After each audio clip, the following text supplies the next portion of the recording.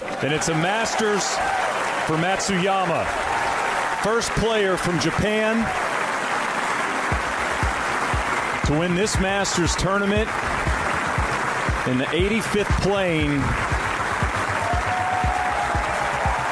The country celebrates a dream realized, and what a moment for that man.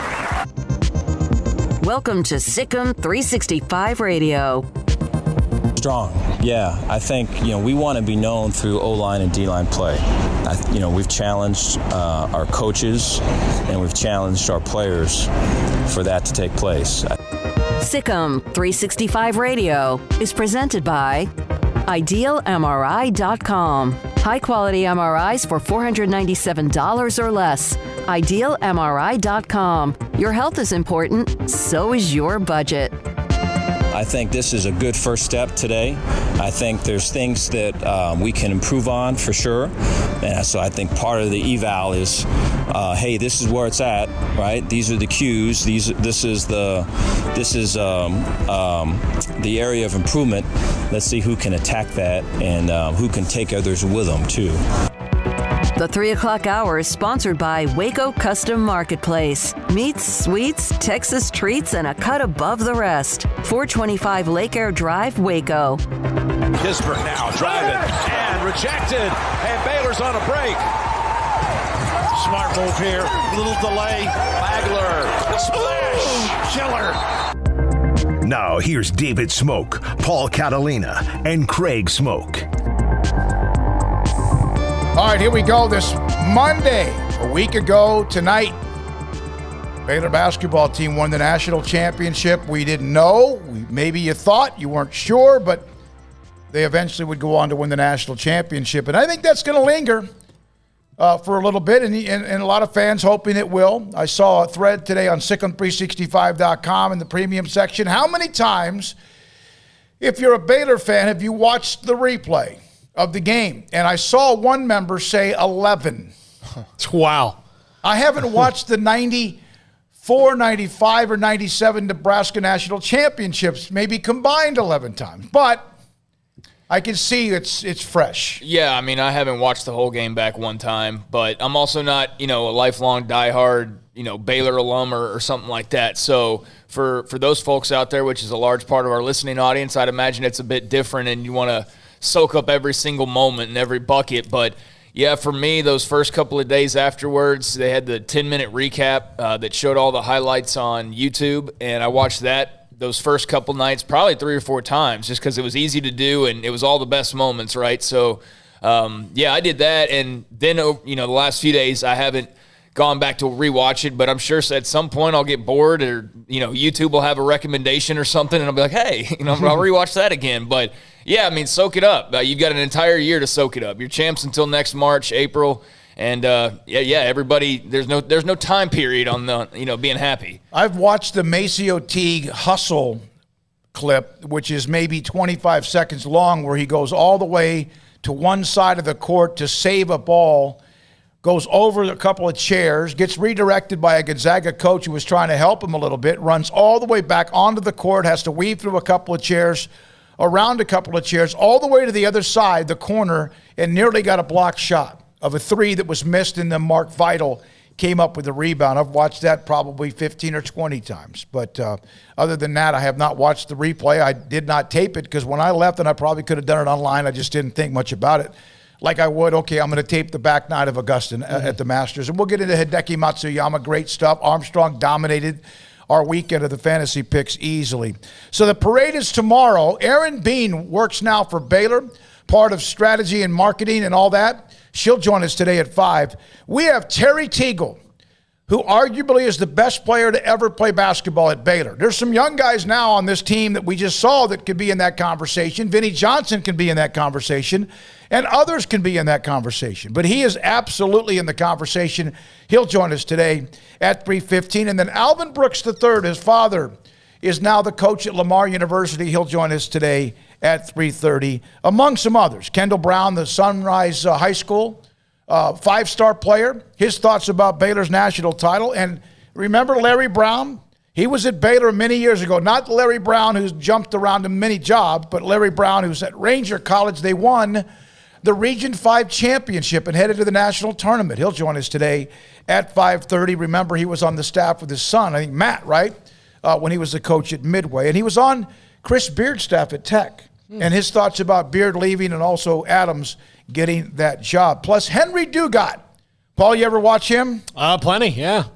Plenty. He was a fun player to watch for Baylor. He really was. Explosive. Really explosive, athletic. Henry Dugat was one of those guys when Scott Drew first got here that I think probably, he wasn't, the best player in the Big 12, but he was one of the more athletic guys that maybe let the world know, like, oh, this guy can get players. Yep. This guy can get athletes. Because Henry Dugat was very athletic. He was doing things that the previous iteration of the team weren't able to do. Had a chance to visit with him what the championship meant. Yet another player. A lot of former players are going to be in Waco tomorrow for that parade when Aaron Bean will join us at 5 from Baylor Athletics to kind of give us the outlay or logistics and all the timing of what happens. Craig and I, Brian was there. Armstrong, you were there. Baylor had an open practice on Saturday. I started thinking about this. Craig's been able to go to a few of the practices since 2 weeks ago when spring drills opened up. That's the first time I've watched them in person at a practice since the Sugar Bowl. That's how long it had been for me. Yeah, for me, I've seen the little windows that they have, but that's basically warm-ups, and don't really see much else outside of that. We're thankful for whatever time we do get because last year we got 0. Really, truly 0. And then, the year before was pretty good, but, it's been a long time. So to have an entire practice to watch, I know that they announced it later in the week. They didn't announce it till like last Wednesday or Thursday, so I think that affected the crowd somewhat. But, the spring game's not for another 2 weeks, and they're going to be open practice again on Saturday. So if you got nothing else to do or you just want to go watch Baylor football, you can do that the next 2 weekends, and you could have done it 3 weekends in a row.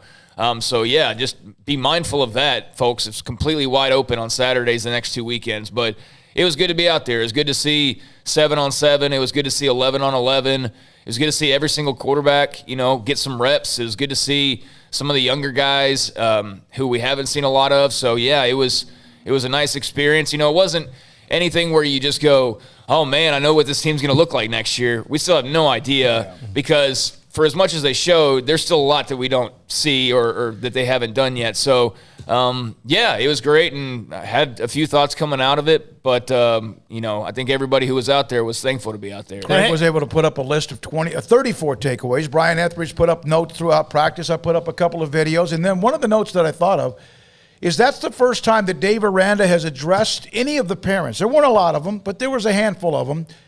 Since he took the job 450 days ago. Yeah, no, he hasn't been able to, sit down and, especially, the guys who, come back, you've got to establish, my son is going here.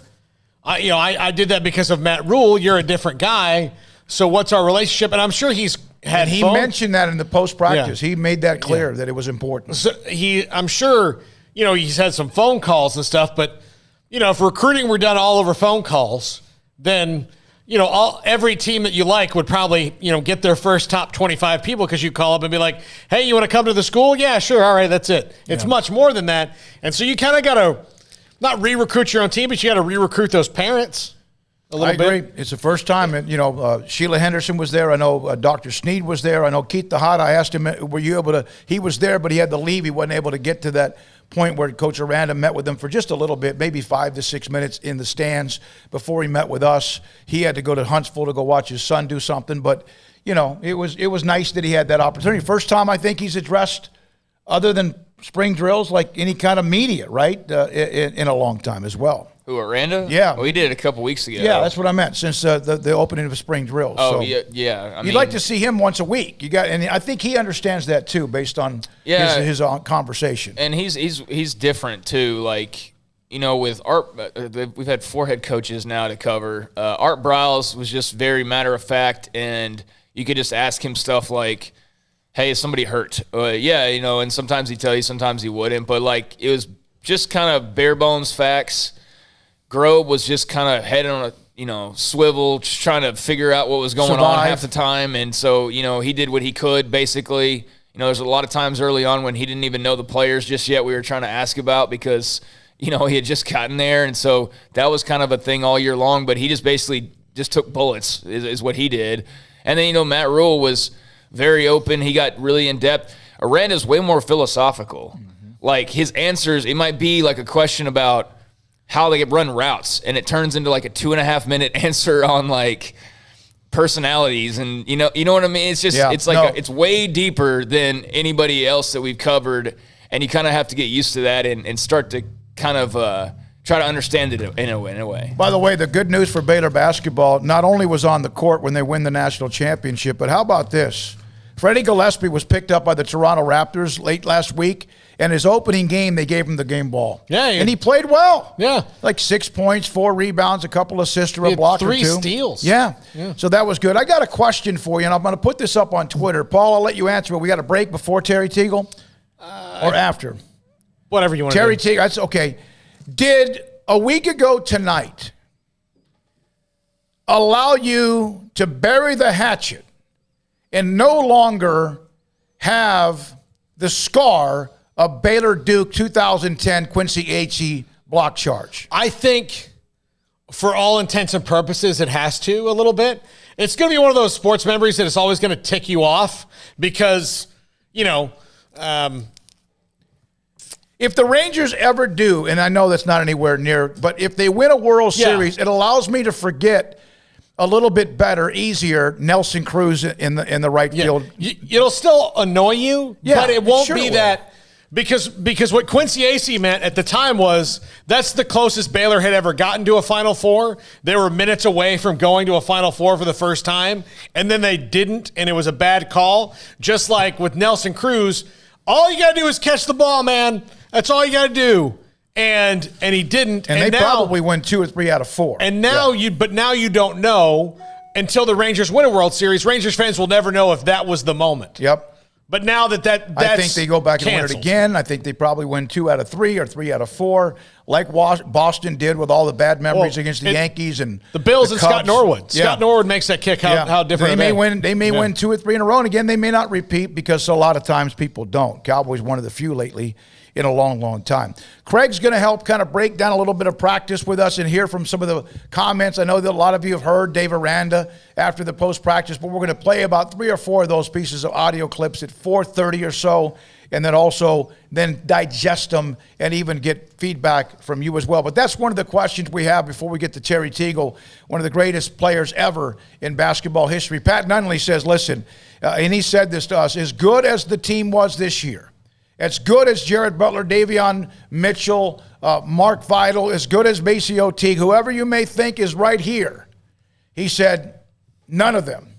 He played with Terry Tegel. He knows Terry Tegel, but Terry Tegel was at a level that was crazy good, and he'll join us here momentarily what it means. I had a chance to go back and forth a couple of times and contact Aaron Bruce, another one of those that helped take Baylor from where they were when Scott Drew took over. Then they had Henry Dugat, you had Aaron Bruce, you had some of those connections, and eventually, you had Tweety Carter, and then you had, Epe Udo. And I'm not saying it in order. Then you had Lace Dunn, right? He was one of those that was a part of that bridge that connected the start to when they went to the next level and realized that they had a chance to start winning, and how methodical it was a week ago tonight to win it all. All right, now, so that's the question about, did the championship beating Gonzaga, does that allow you not to forget, but scratch the itch on the Duke-Baylor block charge Quincy AC Elite 8 game in Houston? That's the text line, 254-339-1122. So much to get to today. Anything? Yeah, okay. So much to get to today, including the Masters. Armstrong destroyed the field like Hideki Matsuyama threatened to do. We'll get into that. Even a couple of notes. Maceo Teague week in Cincinnati. Does that mean I pick last next Yeah, time? you're 5th. You pick 5th. And we might add a few people just so you go down even worse to below that.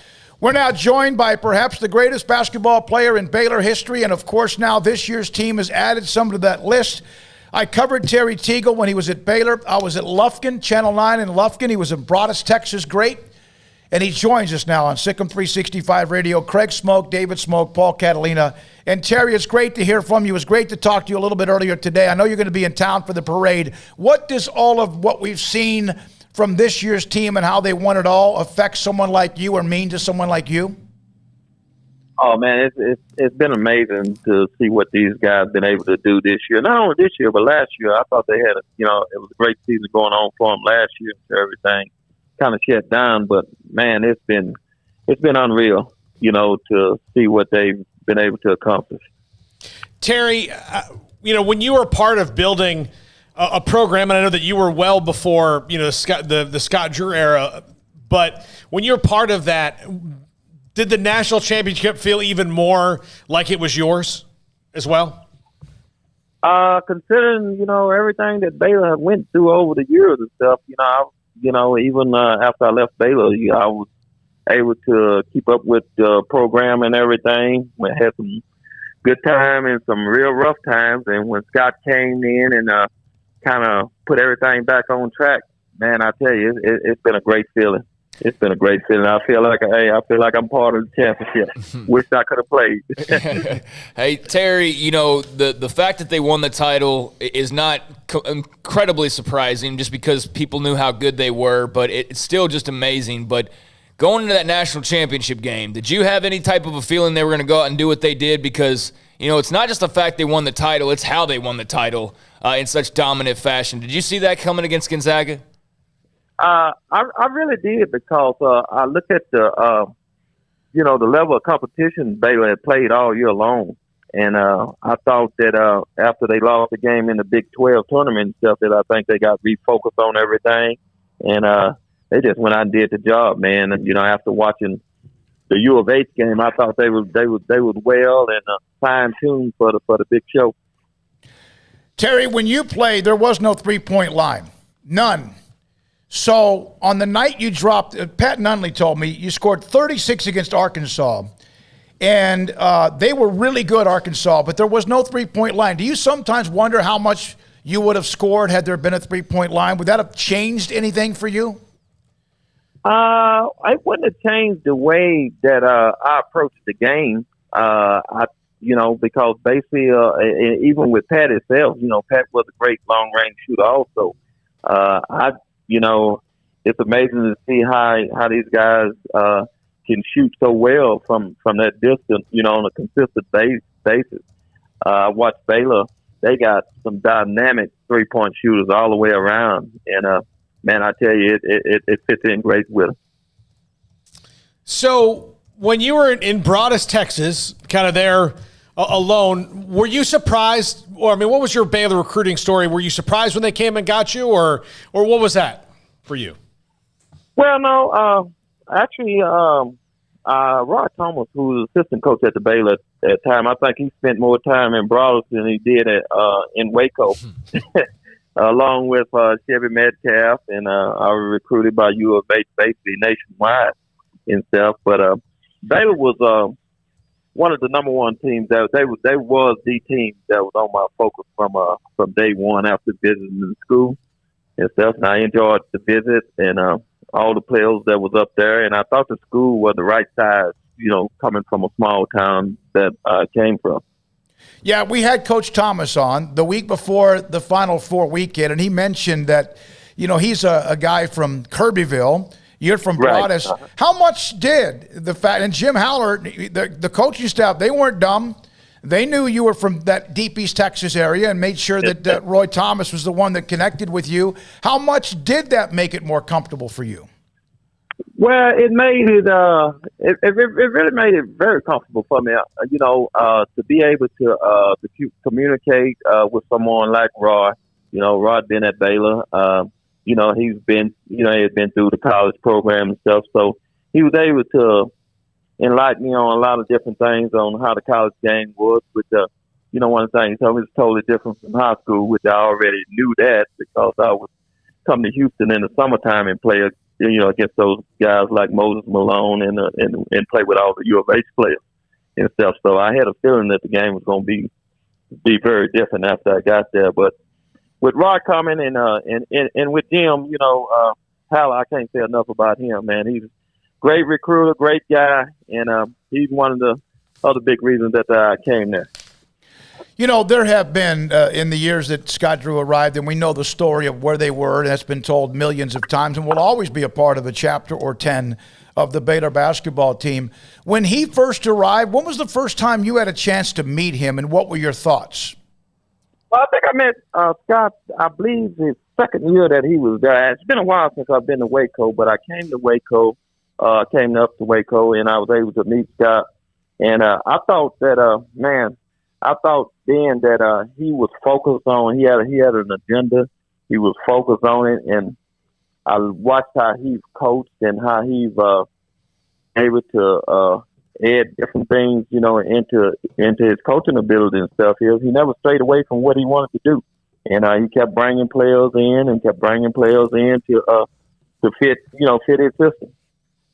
I think I would know the question if I asked who, and throughout your entire college and professional career, who the best player you had as a teammate was, and that would be probably Magic Johnson. But who was the second best player you ever played with? Oh, man, I would have to say probably Chris Mullin. I'll have to put Chris Mullin on that list, along with Mitch Richmond and Tim Hardaway. We was all at Golden State together, but overall, undoubtedly Magic Johnson, to me was the best player that I ever played with, and probably to me is the best player, the way I see it and the way thing was to play the game. Even though Michael was great, I still would think I'd rather play with Magic. Did you feel kind of starstruck playing alongside Magic? Not really, because we always gave those guys a hard time when I was at Golden State with the style of play that we played and stuff here. So I gotten accustomed to playing against him and stuff, but being on the floor with him, it was just something totally different. Terry, did you play with Vinny in the NBA in Detroit? I was in Detroit on my way to Golden State for about 10 days. That was my stopover. Yeah, but I did get a chance to play with Vinny for about 2 weeks. Did he? Did he influence you at all about Baylor because he had been at Baylor? Oh yeah, definitely. When I came to visit Baylor, Vinny was a senior when I was a freshman there and stuff. And when I came up on the up to visit, I knew that they had, if not one of the top players in the nation at that time. He was definitely, to me, was the man at that time for his guard play and stuff. And I enjoyed the visit with him. We got a chance to, before I signed with Baylor, we got a chance to play some games together, on the visit and stuff. And, hey, man, I really liked it. Terry Tegel, former Baylor great, 13, I think, year veteran of the NBA as well, with us on SicEm365 Radio. So tomorrow is the parade. I know there's going to be a massive contingent of former players, not just those who played under Scott Drew. There's 99 of them, and they're not going to all be able to make it. Some are playing overseas. Some can't make it. What do you think that'll be like tomorrow for you and for everyone who played at Baylor? I think anybody that have ever put on that Baylor uniform, I think it's going to be a very sobering experience, to be able to go back to a championship team, not just going back to a team that went to the Final Four, but a team that won it all. And it's going to be great. It's going to be a lot of fun. Be great to meet some of the younger players and see a lot of my old teammates. The Magic Johnson question that was asked about if he was the best player you ever played for, I just read this about you. You're the one that hit the shot that he assisted that pass to you that broke Oscar Robertson all-time assist mark, which I know John Stockton, I think, now owns it now. Do you remember that moment? Oh, yeah. Yes. I remember that moment. Yeah, it was that was a great night, for the Lakers program, for Magic. And it was the same year that we went to the finals to play Chicago. So everything just, was falling right in place until we met Michael.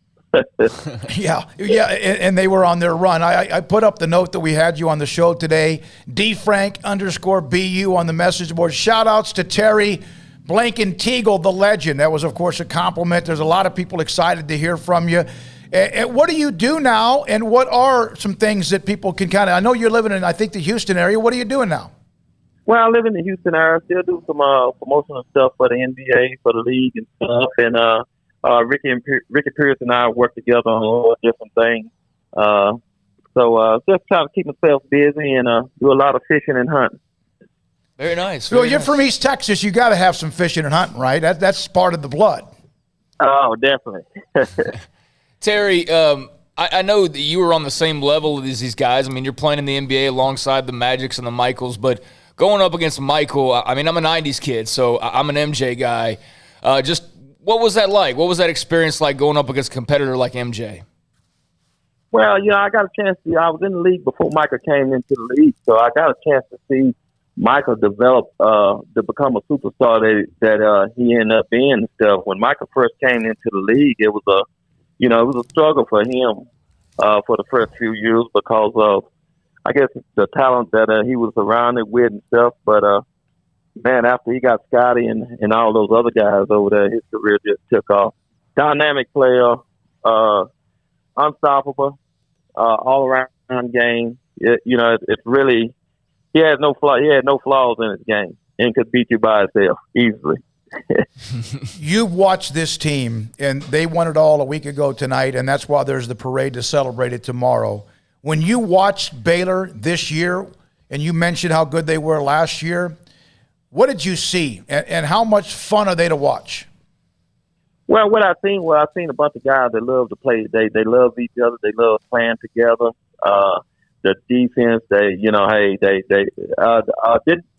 guy that got on the floor, even the guys that came off the bench, which I thought that Baylor had a great bench this year, and every guy that got on the floor, they gave it 100%. They didn't take a moment off, and it was just, they were just tough. They were tough-minded.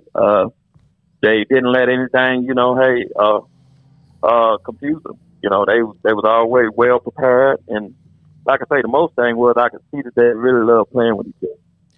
I've had 2 or 3 people retweet when I put up that you were coming up next on the show here on SicEm365 Radio, and all of them then put out a kind of a copy to Gary Parrish and Matt Norlander. They do an Eye on College Basketball podcast, and apparently every time they do a podcast, they give a shout-out to you. Do you know about that? No, I hadn't, but it's great to hear. Yeah, Gary Parrish from CBS, Matt Norlander. We had him on. In fact, I think maybe the day or two after the championship game, both from CBS Sports, and they would always mention your name. Ashley Hodge mentioned that as well. What's it like to still be revered for what you did as a player, and also what you do as a person, but also as a basketball player? Well, it makes you feel good. It makes me feel like I did something right. While I was at Baylor. And I can't forget about my teammates that were there. Because a lot of stuff that I accomplished at Baylor, I couldn't have did it without the guys that I played with. And I love playing with those guys. And I tell you, every compliment I get, hey, they deserve it also. Would you like to have been? You mentioned. Would you like to have been playing a week ago tonight in that championship game? What that moment be like for you? Oh, definitely. I would have loved to have been on the floor. With winning the championship, I would have been happy being the sixth man. Yep, and they had some of those too. They had 2 or 3 guys off the bench that did a great job. Terry, thank you.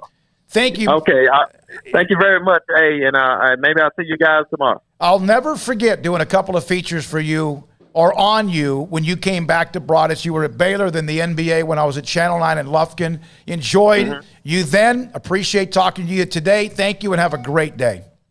Okay, thank you. You guys stay safe. Terry Tegel, and on the boards, as I mentioned, the DFrank_BU shouts out to Terry Blanken Tegel, the legend. He was perhaps the best player ever to play basketball at Baylor. I know that's an argument. That's a discussion. That's something to have fun with. When we come back, Alvin Brooks III, of course, on the Baylor staff. We've heard from him a couple of 3 or 4 times this season.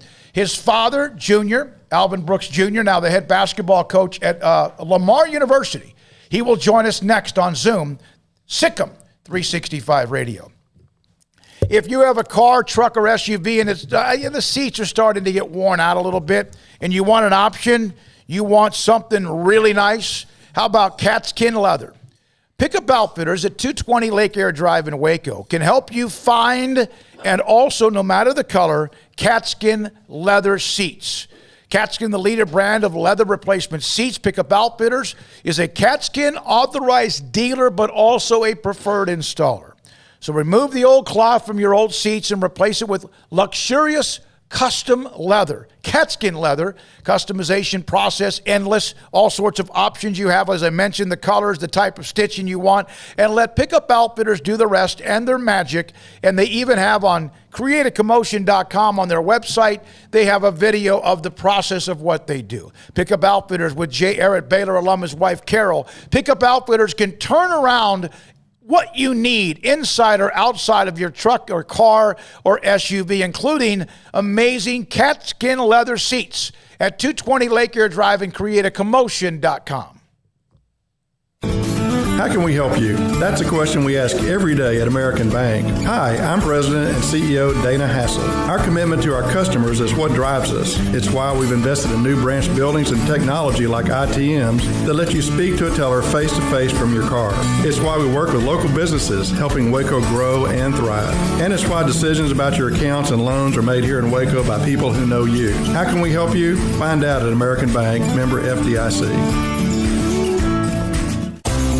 At Ideal MRI, we feel blessed to be a part of the Waco community. We're a small family business right here in Central Texas, and our goal is to bring down the cost of healthcare while maintaining high quality.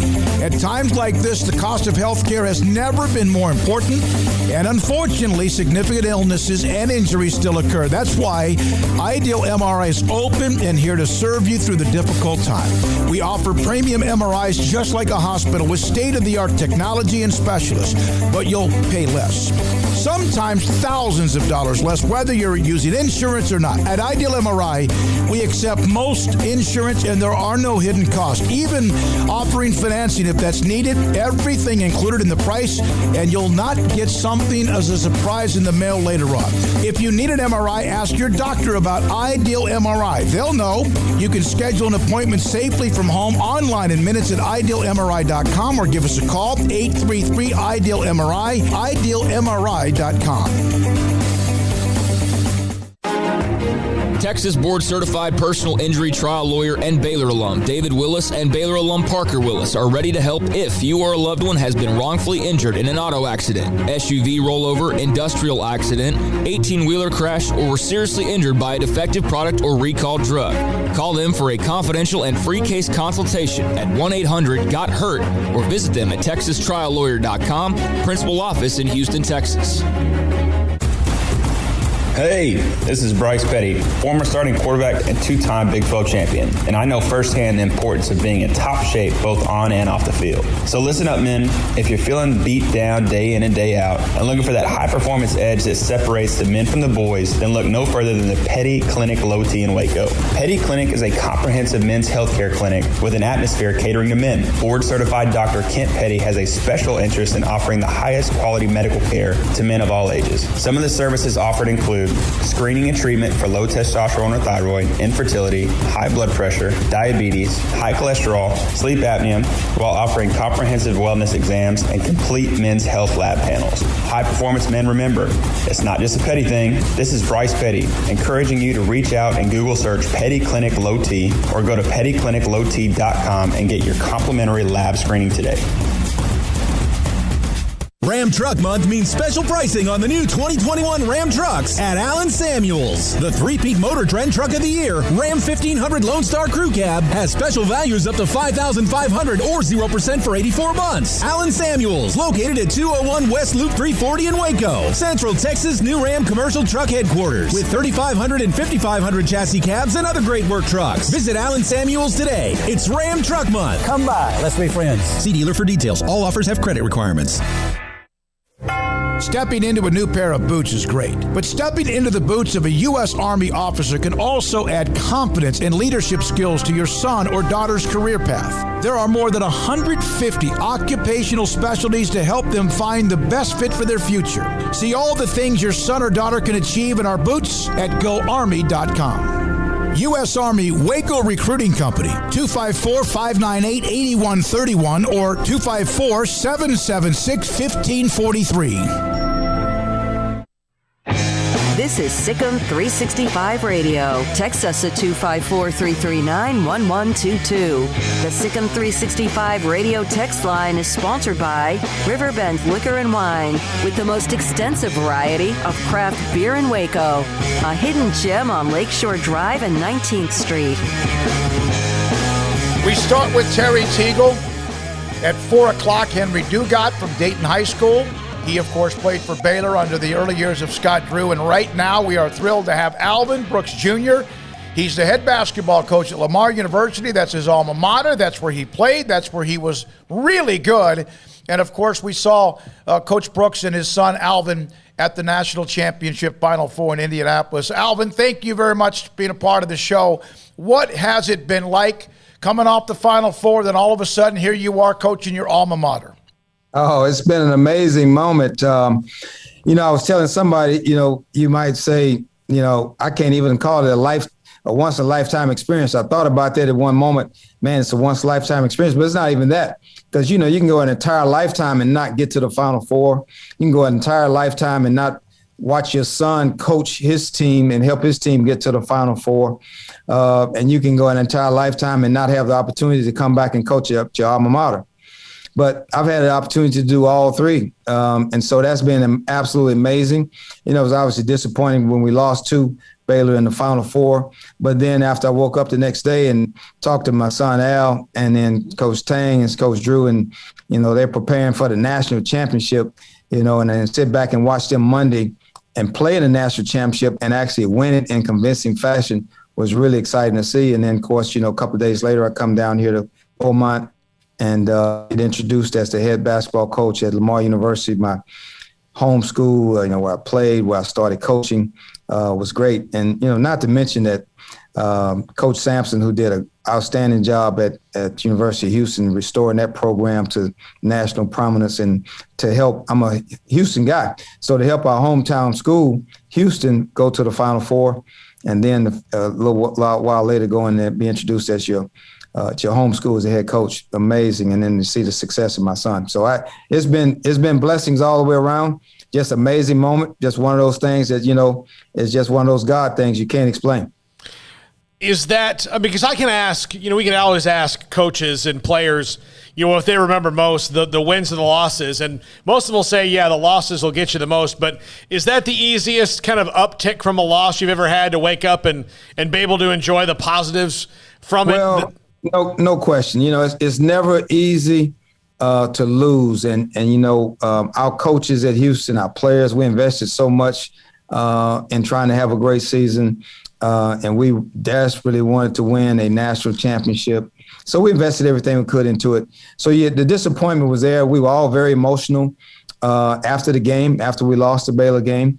But the next day, again, when the sun arose, to see my son preparing for the national championship, I rebounded from that a little quicker. And, I felt pretty good that Alvin Brooks, it was the third, but it's still Alvin Brooks getting a chance to compete for the national championship and then actually won it. And so for Al, I was super excited. I've known Jerome Tangs for years. He's a Houston guy, went to North Shore High School, excellent coach, known Scott Drew for a while. So great guys. And to see them compete for the national championship, like I said, win it in convincing fashion, that was a little easier to bounce back from, a little easier to take. And then I might add my son Al, that's his third championship. So he's now the best coach in the family. Did you have a feeling that they were going to go out and do what they did on Monday night after you played those guys? Did you have a sense that I did. Yeah. I did. And, I was a little concerned, if I could be very honest, when we were about to play them, because Al is there. I've watched Baylor a lot. I've watched him more than any other team because he's there. And so I saw him play the last couple of years. And they've got a couple of guys that I just thinking, if I'm a coach, man, how do you find answers for Davion Mitchell and when Matt Merritt is playing good, how do you match up with him at the forward?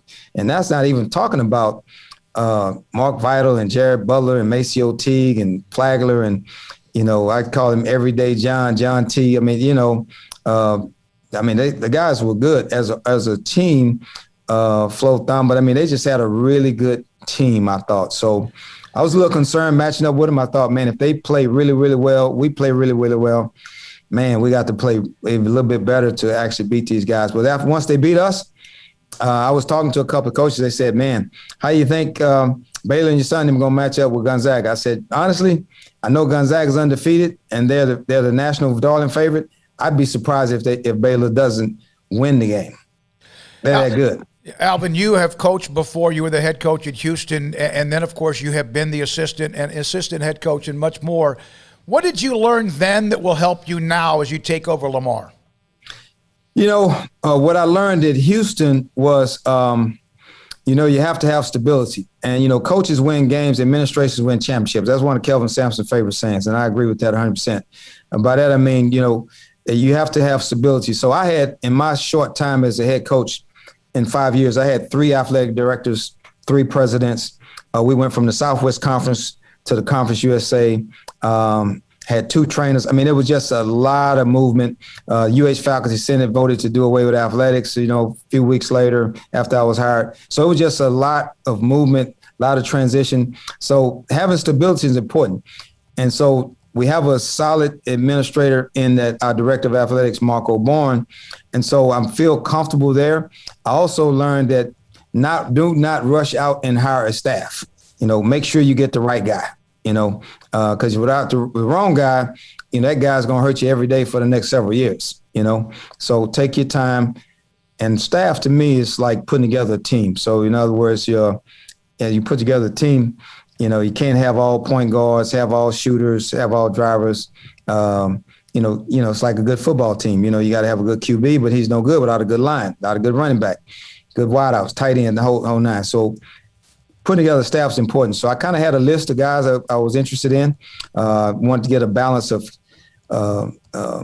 experience, youth, somebody that was stronger in the defensive side of the ball, somebody's better on the offensive side. I've always thought football coaches, in some sense, were kind of ahead of us, how they organize their staff and give everybody empower them in different areas of the game and teach the game. So I've kind of taken a page out of that book. And so I've learned to kind of be a little bit more balanced. Obviously got to make sure we have a really good roster, a mixture of experience and youth and, size and skill and that kind of thing. So we've got to put together a whole new team here at Lamar. But I'm good with that because I've kind of been there and done it before. Been a part of rebuilding at 4 different programs throughout the state of Texas over the last 20-some years and had some success doing it. So that's kind of what I learned. Just take your time, put together the right team on the court, put together the right staff, and then make sure that you communicate and committed with your administration, and they're committed to you. Given that you said you have to build a whole new team, how much beneficial will the transfer portal be to you in that quest? Huge. Because in the past, for example, when I took over Houston, I was 33. That was in 93. And so I got the job like 2 weeks after signing date. So I had to replace 4 starters. So then I had to go out and look for guys, but there was no transfer portal. You just got to kind of call around, word of mouth, who's available, who's leaving. And again, it wasn't as many guys leaving then. Well, now the transfer portal is listed, and this thing has gone from 800 to 1,000 to 1,200 to 1,500, I think, a few days ago. Today it's at 2,000. Jeez. And that's unbelievable. We've got several here in the transfer portal, but the thing about it is with synergy and all the different things, you can look at video, you can make phone calls, you can do all those things to try to find guys that fit what you do. So I've had that opportunity to do that, to look at that transfer portal list and get some experienced guys at the 4-year level as opposed to, say, a junior college guy who's only played a couple of years of junior college ball. So that's a different level, all high school kids. I might add the Division II transfer portal is full. I mean, and that's significant because I can't name any names, but there's a number of Division II prospects that are available, that are recruitable, that if you have the opportunity to land one of those guys, they will significantly improve your program because these guys have played at the college level for a while, and the high level of Division II is equivalent to, a low to mid major in major college basketball. I've even seen Kentucky, which I worked at, of all schools, turn into the transfer portal. I think I saw a statistic or somebody talked about this past Final Four was the first time they had that many transfers start for the Final Four teams. Like at Houston, we had several transfers. Baylor had transfers. Gonzaga had transfers. UCLA's best player was a Kentucky transfer. So that's the nature of our game now. So I think you have to organize your recruiting towards the transfer portal, like breaking it down in terms of classifications, positions. And in my case, I look first at how many Texas kids are in the transfer portal. That's kind of what I'm doing, and then kind of go from there. So, but that's huge in terms of helping put together a team that's experienced, that gives you a chance to compete right away. Alvin, I saw the call that your AD or now AD made to you to offer you the job, and I saw kind of your initial comments in the press conference. You mentioned that you were blown away by just how much things have changed at Lamar. Obviously, that would be those who you're going to be working with, the leadership. But what else was it? I was curious about Lamar and going back there. That it's changed. What was really enticing to you? My prayer was always to be a head coach again, have an opportunity to lead a program. But my specific prayer, in addition to that, if I could be blessed with it, I really want to be somewhere in the state of Texas where they were struggling to win. They hadn't won in a while, needed a little injection of a spirit and kind of leading them to the postseason.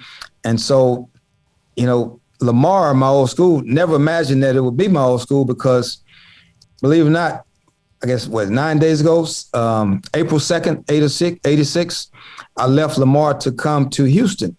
Coach Foster left April 1st of 86. That's 35 years ago. Mm-hmm. During that time that I was here at Lamar, 79, 86, we never missed postseason. And in the 35 years, they had 9 different head coaches. They've only had 1 conference championship won, only 2 postseason appearances. And of the 9 head coaches, only 2 finished with a little bit better than 500 records, And so I thought, wow, that's what you wanted. Here it is. Be careful what you wish for. So now you're in a position where, I can't wave a magic wand and make it happen right away, but it's a great challenge. I'm looking forward to it. I've been in a number of rebuild situations before at different schools, UTEP, North Texas, A&M, Houston. So I kind of know what rebuilding looks like, not panicked about it. I know the lay of the land here. When I walked into the press conference on Wednesday morning, I felt calm, because as I'm walking, I'm talking and meeting people that I'd known for years. Some of them hadn't seen in a while. Some of them I kind of kept in touch with. So I knew kind of that Montaigne Center. I remember when they broke ground, Mr. Montaigne raised the money went to Austin to get the money to build this place. I think back then it was like $15 million, and now it would be quite a bit. At a zero, I just knew the lay of the land, and then so because it's my old school and I'm in the coaching profession, I knew all 9 head coaches prior to myself, and I kind of have an idea of kind of what worked, what didn't work, kind of some of the staff they put together. Lamar has always in the past been really good, but really good with regional talent that competed at a national level. It's not a school that can recruit nationally, can it? Man, you can step out and get a few guys here and there, but for the most part, your roster has to be built around regional talent. You got to kind of think outside the box nowadays, though. As we mentioned earlier, we talked about the transfer portal. So I think that has to be part of our building process. And then we're going to recruit locally. I say locally, the Golden Triangle. And then, where I grew up in Houston is only 80 miles from Lamar's campus. I grew up in Northeast Houston, as near downtown. So we got to recruit the greater Houston area, Metroplex, state of Texas. And so we got to do our work, do our due diligence, doing everything we can to get the best kids and best fit, because everybody don't fit your place. But, take a page out of our book at Houston. I thought we did a good job with transfers there. My son Al and Tang and Scott Drew, I thought they did a great job of taking guys, from Presbyterian, North Carolina, Asheville, not high-level dudes, but they won a national championship with those guys. We got to the Final Four with those guys. So that's, we kind of know the formula. So I've got to build a staff that understands kind of what we need and can recruit to our needs here at Lamar University. Couple more things. Alvin Brooks Jr., head coach at Lamar University. You got the nickname Roadrunner. Was that because of how quick and fast and how you got up and down the court either way? It was. We played very fast back in those days. Played with Coach Stubbs. That's who I came here to play for. We held the record in NCAA Division I basketball for the most points scored in one half, which was 80 in one half. Scored it at Portland State. Actually, I might add, it was tough to get out of there. Had to have a police escort because people were not happy. Coach Tubbs, we're playing these guys, and we're up like by 40, and he's still pressing these dudes and was threatening us not to let up off the gas so we can try to get as many as we could. I think we scored 141. So, I played with a lot of speed, a lot of quickness. I was blessed with that. And then so a local writer, I think it was Bob West, who's in the Hall of Fame of sports writers, kind of started it. And he kind of coined his phrase, the Road Runner, has a little cartoon character. He kind of took off. There was a lady here locally. I think she was in Hardin Jefferson, New Hampshire Finette, kind of created this wooden piece that she carved out with a Road Runner, put my name on it. My family loved it, and I was like, man, come on, the Road Runner. I used to watch that show all the time, but it was kind of good. And so Mike Oliver, who I played guard with, name is Silk. And then, there was a number of us had some nicknames. Rashard Lewis's dad played with me. Kyle Lewis, Big Kendrick Perkins' dad. Kenneth Perkins, he was from Beaumont, played with me. So everybody kind of had a nickname, and so that was mine, and it kind of stuck. And because we played really fast, and so I need to recruit a few road runners and some guys that can dominate the glass like the guys we had back in the day. Alvin, one more thing. And by the way, Mirabeau B. Lamar, which is the university's named after Mirabeau Bonaparte Lamar. My mother's father, my grandfather, was Mirabeau Bonaparte Lamar. A part is of that right? kind of. I've always had kind of a nice feel for Lamar University, so I wish you the. Now tell me that again. Your mother's? My grandfather, my mother's father. Was Mirabeau Bonaparte Lamar. He was born in 1902, and he's part of the lineage of the second president of the Republic of Texas, of which Lamar University is named after. Wow, big time. Yeah, so you got to send us something then. Yeah. I'll send you a little bit of money for some. Well, not just that. I mean, send us a little bit of history so we can kind of talk about that. Yeah, and we'll have you on again. Big time, man. Oh, and I know you got to go, but in the end, how proud are you of Alvin? Oh, my God. I'm going to tell you something. I'm not an outwardly emotional guy, but I have displayed more emotions in this last 2 weeks. So what my wife says, you're getting soft, I mean, but when, to coach my last game in Houston was emotional, but then when sun comes up and I look up and I'm looking at my son playing for the national championship and cutting the nets down, man, I had tears of joy. I'll be totally honest with you. I was absolutely overjoyed. And I'll tell you guys a quick story. So when we were playing Baylor, so I usually put in the starters in our book at Houston. And I initial at AB. You have to initial book. And then I wait. I always put ours in first, and I wait for the opposing team to put their starters in. And so I had no idea Al, my son, was putting in the starters for Baylor. So I'm waiting on him to put him in. So I see him go to the scores table, which I always waited for the opposing coach to do that. And then I see him have somebody take a picture of the book. And I was like, man, I wonder what they're doing that for. And as I get to the book and I look at the book and I see Houston and their lineup and their starters initialed AB, I see Baylor and their lineup and their starters initialed AB3. And I was like, wow. That kind of put chills on me. And I told the guy at the scores table, I said, you know what? See that guy that just left? He said, yeah. I said, that's my son. He said, wow, really? I said, I know he's 6'2". You probably don't believe it. Oh, my goodness. Yeah. Well, Craig's grandmother is the one who's, of course, my mother, and that's the connection. And I'll get in touch with you about that. I'll get in touch about it. Good. That is good stuff, man. I've never heard anybody speak of that or know someone that had that kind of connection. Yeah, and you can't make up Mirabeau Bonaparte Lamar. You can't make that up. So proud of that name, proud of Lamar University. Good luck. Alvin, thank you so much, and good luck with what you're about to do with Lamar. Thanks, guys, for having me. Appreciate you. It's great to have him on the show. Mirabeau B. Lamar, second president of the Republic of Texas. When we come back, we wrap up this 3 o'clock hour and start the 4 o'clock hour, and it is busy as well. In fact, we'll have Henry Dugat, former Baylor guard. He can light it up. He'll join us along with eventually a little bit of discussion on that open practice from Saturday. This is SicEm365 Radio. Premium quality MRIs, convenient and affordable. On average, an MRI can cost $1,100, so you can imagine what it's like with IdealMRI.com when every single time they do an MRI, it is $497 or less. At IdealMRI.com. $497 or less. So if the average is $1,100, that means some might be $1,500, $1,800, $2,000 or whatever. At Ideal MRI in the Central Texas Marketplace in Waco, just off I-30 in the southern part of Waco, right before and right there you take the access road, the Loop 340 and Highway 6. Right there in the Central Texas Marketplace is Ideal MRI with their state-of-the-art technology, their MRI machine, and an incredible staff that will make you feel comfortable from the time you contact them to set up an MRI, or if your doctor contacts them. And if your doctor says, your orthopedic surgeon, hey, we need to get an MRI, you tell them about Ideal MRI.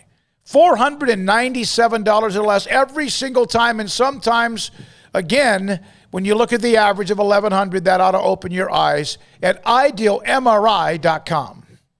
At Baylor University, students can shine in their own way.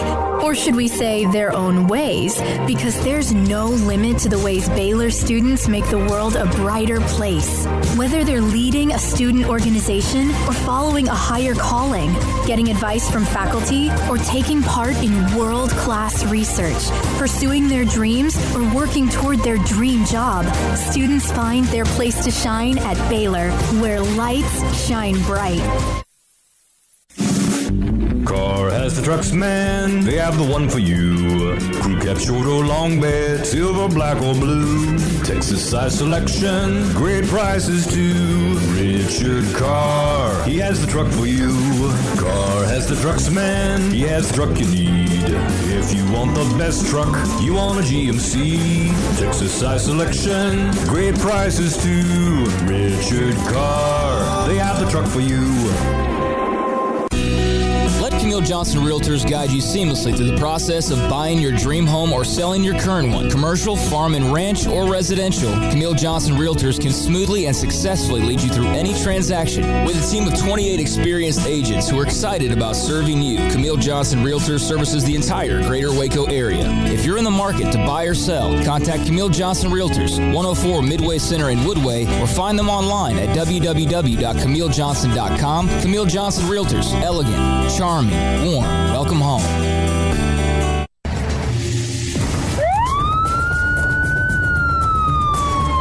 If you or a loved one or friend has been arrested and you can't afford bail, trust Terry and Chase Chapman at Chapman's Bail Bonds, covering Waco and McLennan County for over 25 years. Chapman's can bail you out anywhere with experienced, knowledgeable local agents who are committed to serving you professionally, respectfully, and with the highest integrity.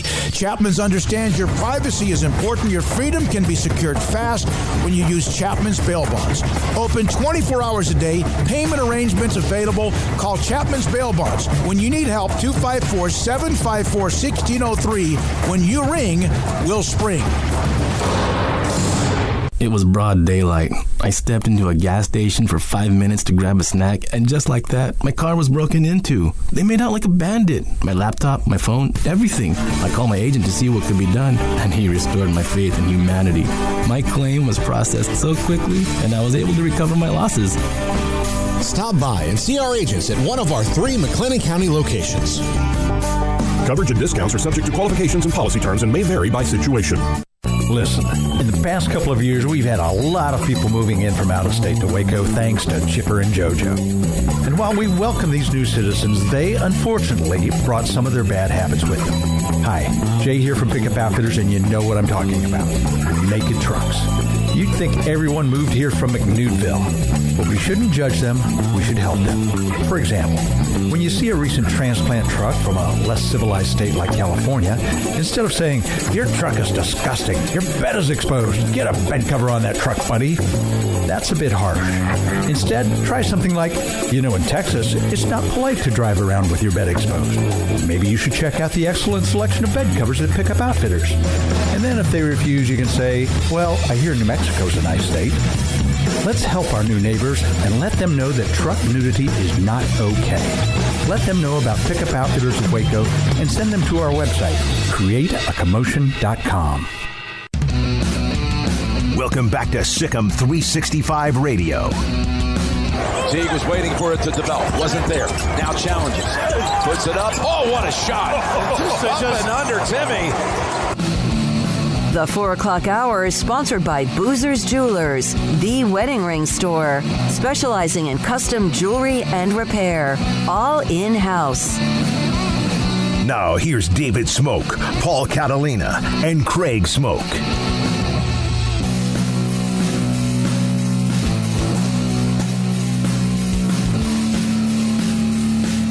Former Baylor star Henry Dugat from Dayton, Texas, now in Houston, with us on SicEm365 Radio the day before Baylor, the city of Waco, and fans will celebrate the national championship. Henry, when I say Baylor men's basketball is a national champion, what goes through your mind?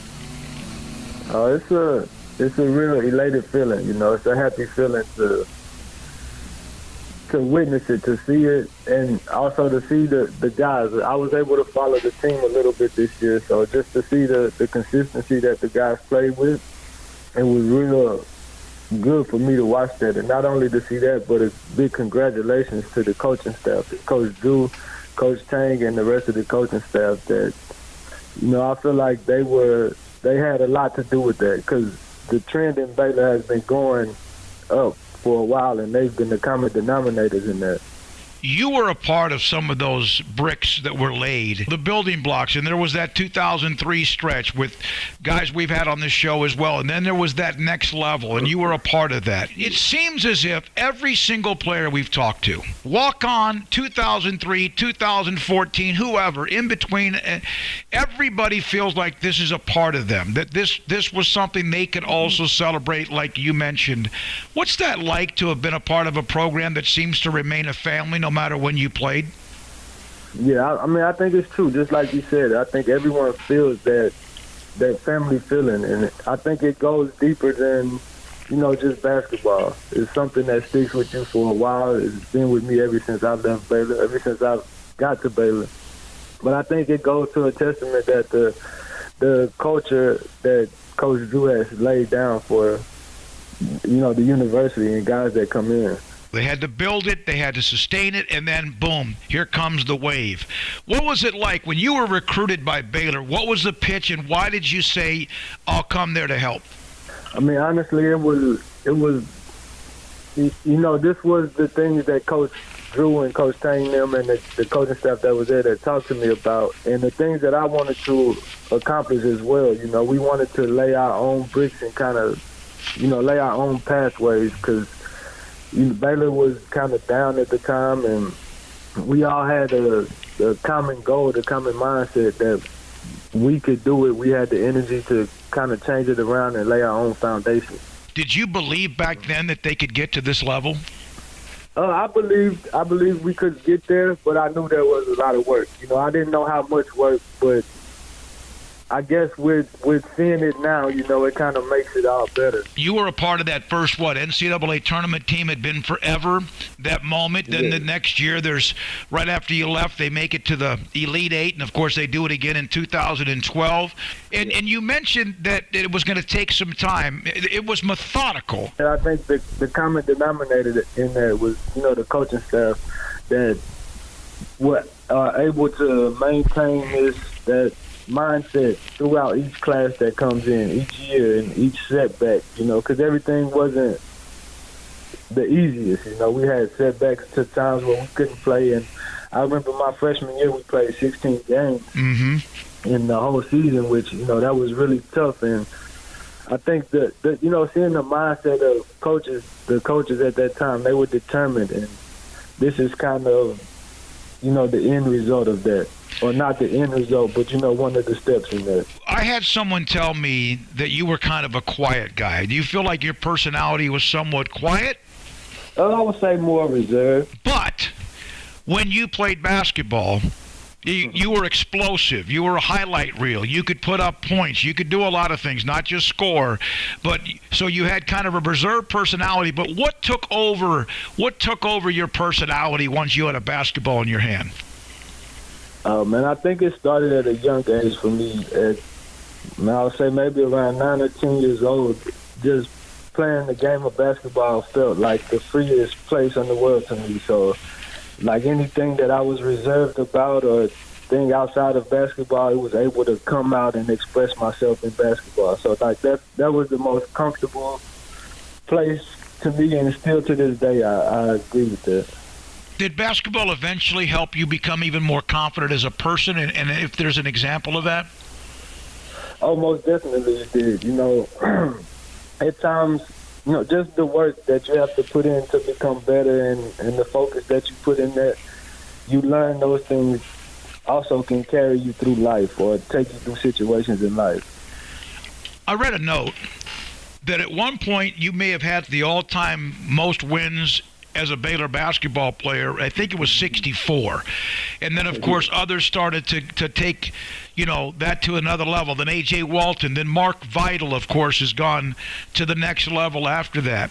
So you were a part of a time when it was hard, and yet you were a part of 64 wins. What kind of an accomplishment was that? At the time, it didn't mean as much as it does now.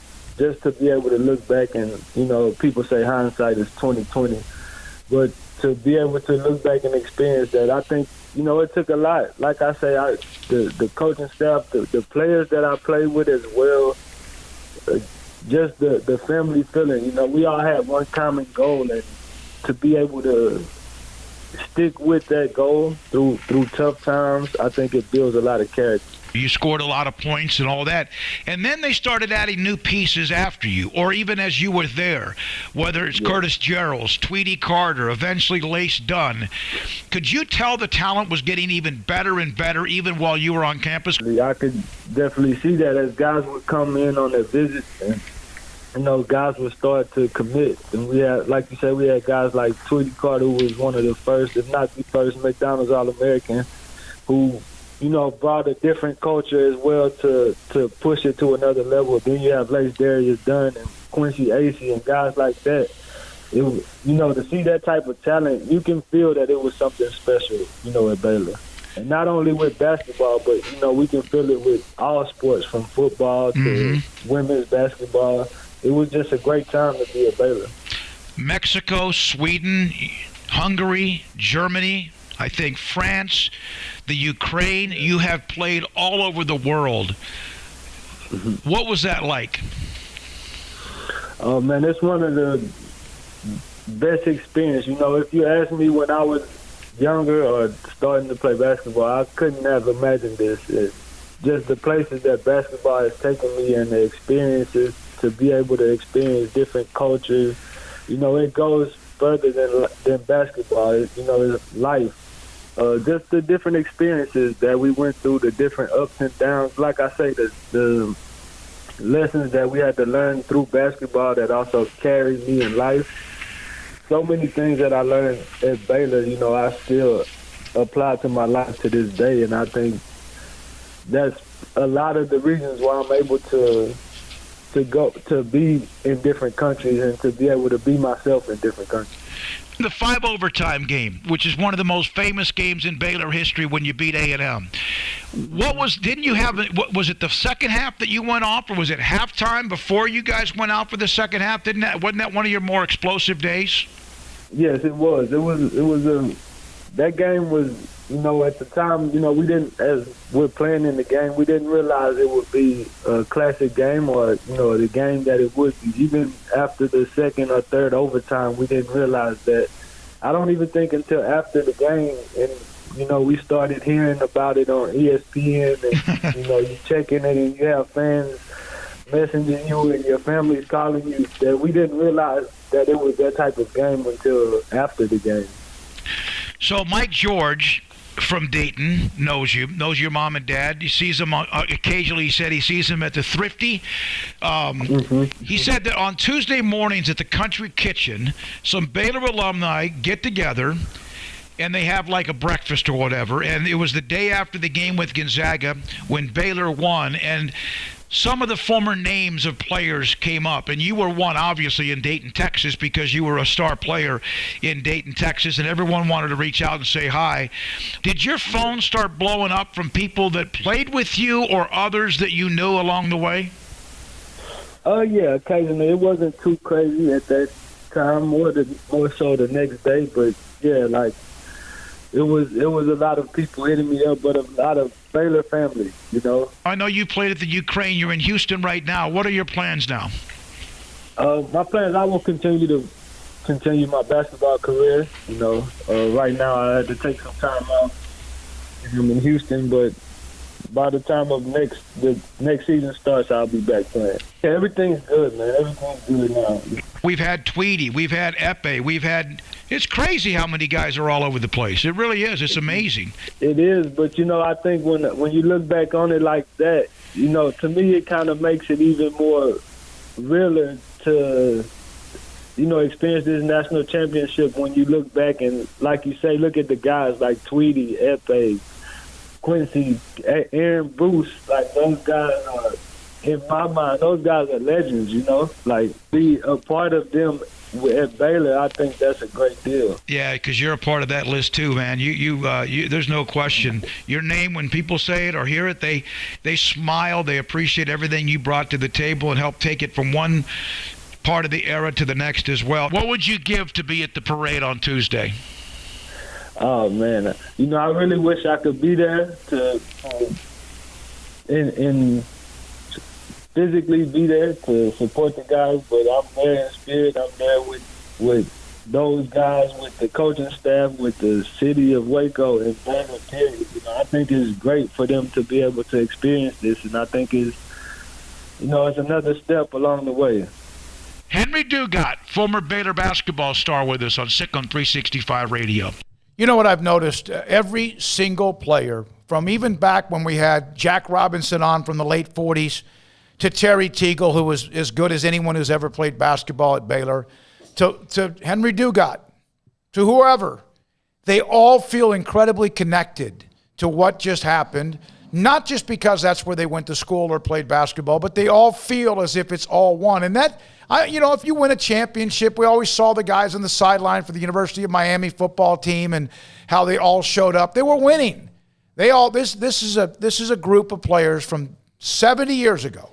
71 years ago, 72 or 3 years ago, they all feel connected to Baylor basketball, and that says quite a bit about Scott Drew and also the Baylor basketball program. When we come back, we're going to kind of look back at the open football practice. Armstrong was there, Brian Etheridge was there, Craig was there, I was there, and we're going to go back and hear a little bit from what Dave Aranda said and maybe break it down. And if you were there, we'd like to get your feedback at 254-339-1122. This is SicEm365 Radio.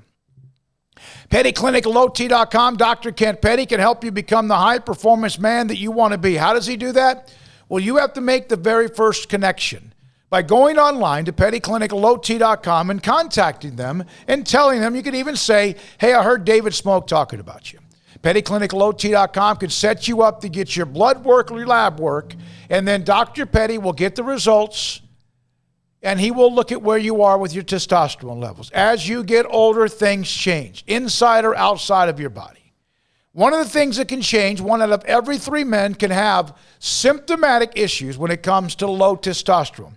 Could be ED, sex drive, could be lethargic energy, that kind of thing. It also could be your sleep habits. Petty Clinic Low T will get your blood work. Look at the results. Dr. Petty, if you're too low, your testosterone levels are too low. He will then put you in a program that helps you become the high-performance man that you want and need to be. It's that simple. Go online, pettycliniclowt.com, tell him Smokey sent you, and the rest is easy. Blood work, check the results, program, if in fact you need that. Otherwise, maybe he looks at your results and said, you're fine. And then it might be something else. pettycliniclowt.com. With so many companies and policies out there, it gets so confusing shopping for insurance, and I never know if I'm getting the policy that's right for me. Luckily, I met the team at the Niche Group Insurance Agency. With the Niche Group, you can go to one company and get access to coverage options from many insurance carriers, and you get to speak to a real person about your specific coverage needs. With the Niche Group, I know I'm getting the right coverage at the right price. If you need insurance, talk to the experts at the Niche Group at 1-800-258-8302.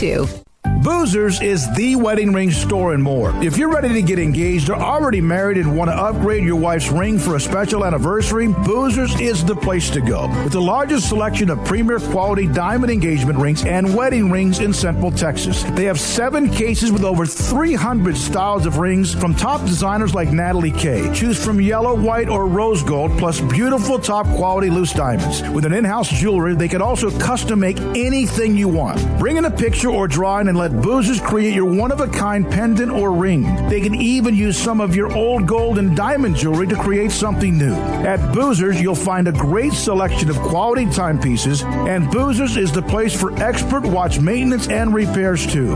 They specialize in expert Rolex watch repair for fine jewelry, watches, custom work, and more. Go to Boozers on Valley Mills and Lake Air Drive in Waco. Boozers, the wedding ring store. How did Edward Jones become one of the biggest financial service companies in the world? By not acting that way. Financial strategies, one-on-one advice, it's a big difference. And that's why Brad Wilson, your Edward Jones financial advisor, makes sense of investing. Experience the difference for yourself. Brad Wilson, 250 Sharon Drive in Woodway, 254-776-4337. Edward Jones, member SIPC. Riverbend Liquor and Wine has their easy-to-access drive-thru open and convenient and clean in-store location on the corner of Lakeshore Drive and North 19th Street in Waco. Riverbend Liquor has the best and most extensive variety of craft beer selections in Waco, and Balcones whiskey, including single malt, pot still, baby blue, rye, brimstone, and the all-new lineage in stock. Riverbend Liquor and Wine, family-owned and operated, and a hidden gem in Waco on Lakeshore Drive and 19th Street. And find out more on Facebook and Instagram.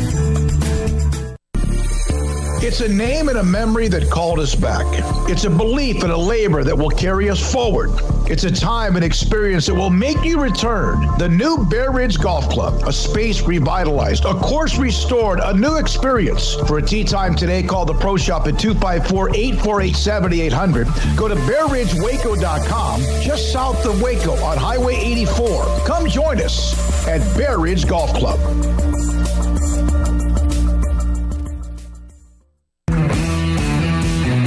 At Marco's Pizza, get craveable pizza made the Italian way with dough made from scratch, an original sauce recipe, 3 fresh signature cheeses, and premium toppings you love, served hot and safe. Right now, you can get unlimited medium one-topping pizzas for just $6.99 each. Why stop at just one? Order with your app or at marcos.com for curbside, carryout, or delivery today. Marco's, pizza lovers get it.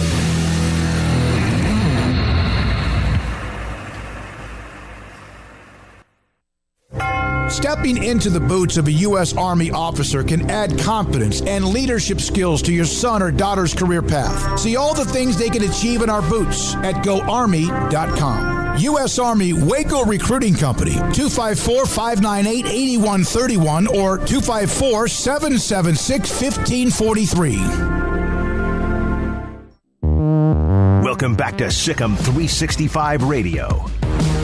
Have you downloaded the SicEm365 Radio app? Do it today on the App Store and Google Play. All right. Baylor had an open football practice, and I saw others who cover other programs. They're a little bit jealous of that because they may not get much access, if much at all. But we were there. It was a gorgeous day, Saturday morning. And, there was a scattered amount of people. I think this Saturday you'll see a lot more in attendance. As Craig mentioned, it was kind of late in the week before they made that decision, and the spring game is in 2 Saturdays from now. But it was nice to see it, and it was, pretty much a full-fledged practice. There was contact. There was tackling. There was all of the above. And Dave Aranda was able to meet with the media afterwards. We'll have a couple of comments on that. I know that the big interest is the quarterback position. Blake Shapen was the one who got the first reps, not first team reps, but the first reps. But of the one who moved the ball the best, it looked like Jacob Zeno.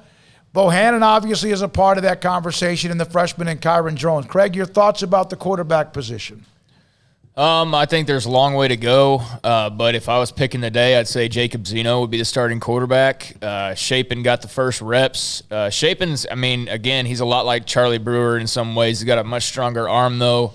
He'll throw from, kind of different angles, which, sometimes is great and can, be a thrilling play, but sometimes, I might short arm it, just trying to fit it in somewhere. He skipped a couple the other day, but, no, they've all got good arm strength. They've all got, I guess Shapen's probably the smallest guy. The others have great size. But, yeah, Zeno was able to get the offense moving up and down a little bit. They were able to get in the end zone with him. Now, granted, some of it's, 11 on 11, some of it's 7 on 7. Drones really seemed to thrive during the 7 on 7 portion. That's when he got most of his crack. But, I wouldn't read too much into Shapen being the starter. Somebody's got to be the first guy out there to run the drills. So, they may rotate. He may have had a good week. I'm not sure what the reason for him getting the first reps were, but Bohannon got his shots, Zeno got his shots, Drones got a few, and I guess just kind of summing it up, Zeno was able to move the ball a lot better than the other guys. They just seemed a bit more explosive with him in there. Shapen, there's a lot to like, but he's still a bit raw. Bohannon, there's things about Gary that you like, but it's like I said this in my write-up, there's just something always missing, like from it being consistent and being smooth and being, you know what I mean? It's like he'll make one good play and then, then there's a bad play. It's never just like a drive that's seamless. And so I think that's something that I was hoping would be a lot better off for him at this stage, was he'd be able to command things a little bit better, but that still appears to be, kind of a work in progress. So, there's a lot to like about all the guys. They've all got, different attributes that are good for your starting quarterback. But as of right now, I'd say, Jacob Zeno, I think they look the most impressive with him in there. You know what I think is interesting is obviously there's a breath of fresh air because it's an open room because Charlie Brewer's now at Utah. And a lot of people wanted that. And Charlie Brewer obviously wanted that. And a lot of people were looking forward to the open competition. So now you have this open competition with Shapen and Drones, obviously Jacob Zeno and Gary Bohannon. And now there's like, who's the number one quarterback? And I don't know if they'll know at the end of the spring game. I don't know if they'll know until they start working out again in August. I don't know if they'll know until right before the opening game next year. But you know what? Or this year. If you wanted it to be open, now you have it open. Don't rush to judgment on who's number one. Let this thing play out. Well, see, there's the thing. Most people don't want it open. They've picked who they want it to be in their own mind. And he was the one who was most effective leading Jacob Zeno, is who you're talking about. He was really good. But they've decided that that's the best guy. But they don't know. Well, who's they? The people who want this. Okay. The people who are saying, give me a quarterback. They've decided that it needs to be this guy based on a very small sample size. And because of that, they don't need the logic to let it play out.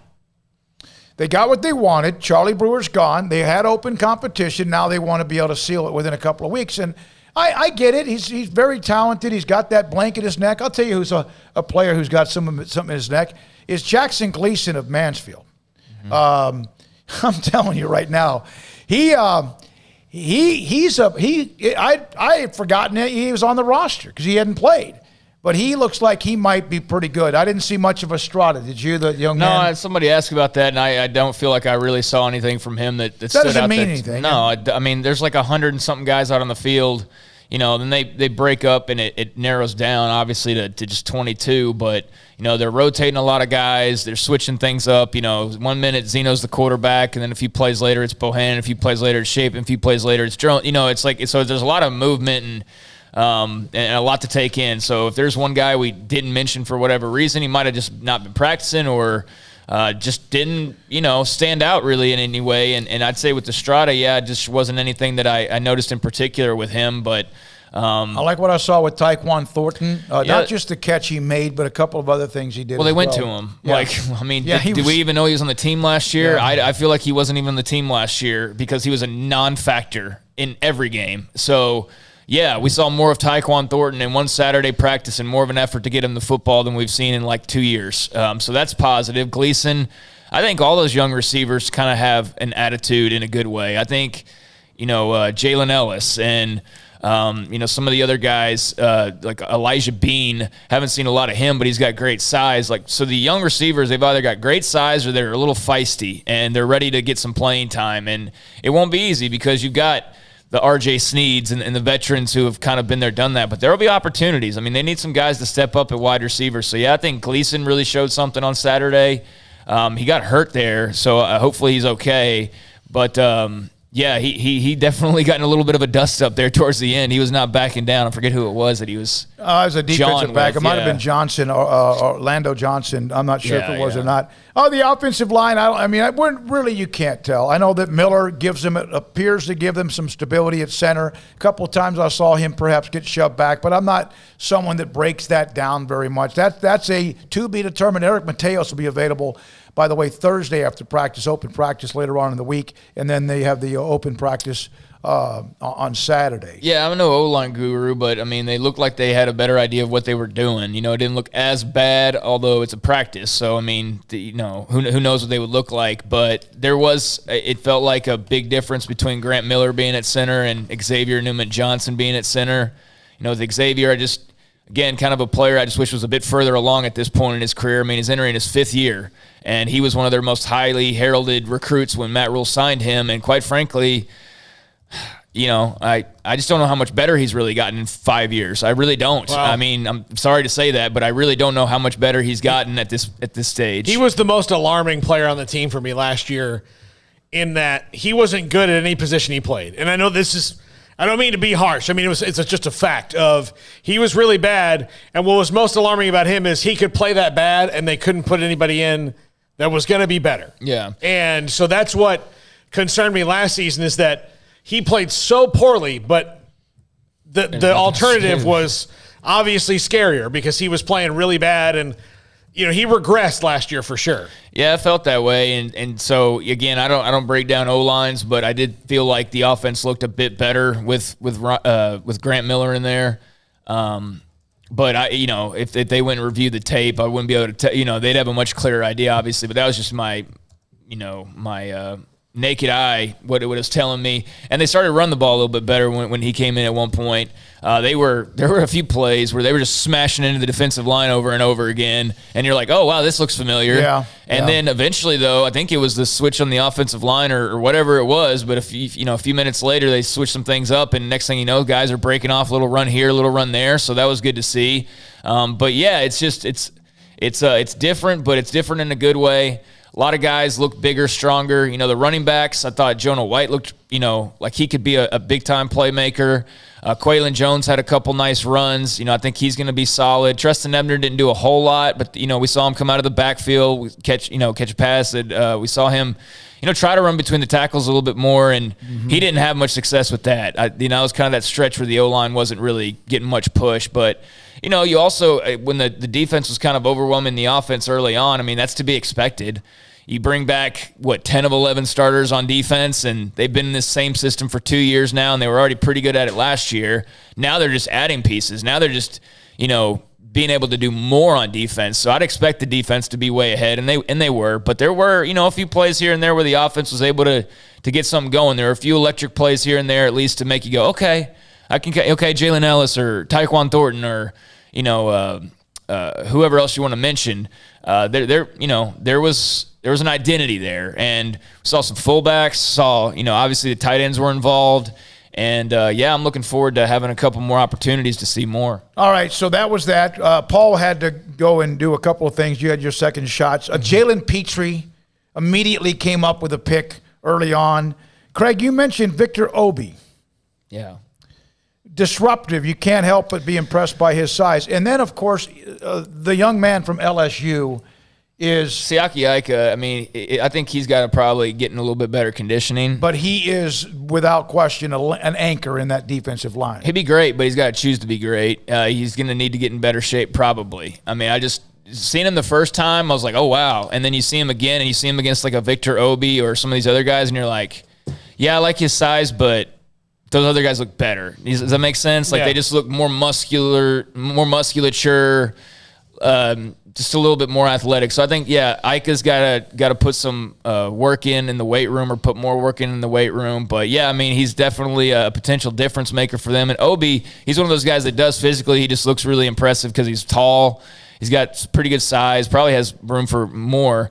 But he had a couple plays in a row where he just kind of blew things up. And I don't know if it was against like the second O-line or the third, you know what I mean? Like, it could have been against like a walk-on for all I know. But I noticed, and I don't think it was, actually, thinking back. It was against a regular scholarship guy. But, yeah, he had a couple plays that were just impressive. And I think that he could maybe be a guy to keep an eye out for this season. All right, so here's Dave Aranda. What did I do with it? Dave Aranda, when I kind of was given this, is that he understands, that his team needs to practice in front of other people besides themselves. It's not like you're locking down to have your opening game of the season or a big conference game or whatever, but they need to have other people that watch. And, of course, that's just not been the case. And then also the fact Dave Aranda admitted that he needs to also be more accessible in a way by getting to know maybe some of who we are, not like what we do or whatever, but, just kind of be there. And he had a chance to talk to the parents. Not all of them. There's just a handful of them, but that too. Here's Dave Aranda when I asked him about the access and that Baylor gave people on Saturday. Yeah, I think it's good for our players when the day-to-day standards are being met, and you feel that there's an accountability, and you feel like even though it's not perfect, but guys are striving to be better in that area. You want it to be, when that's happening, that there's some form of recognition and some form of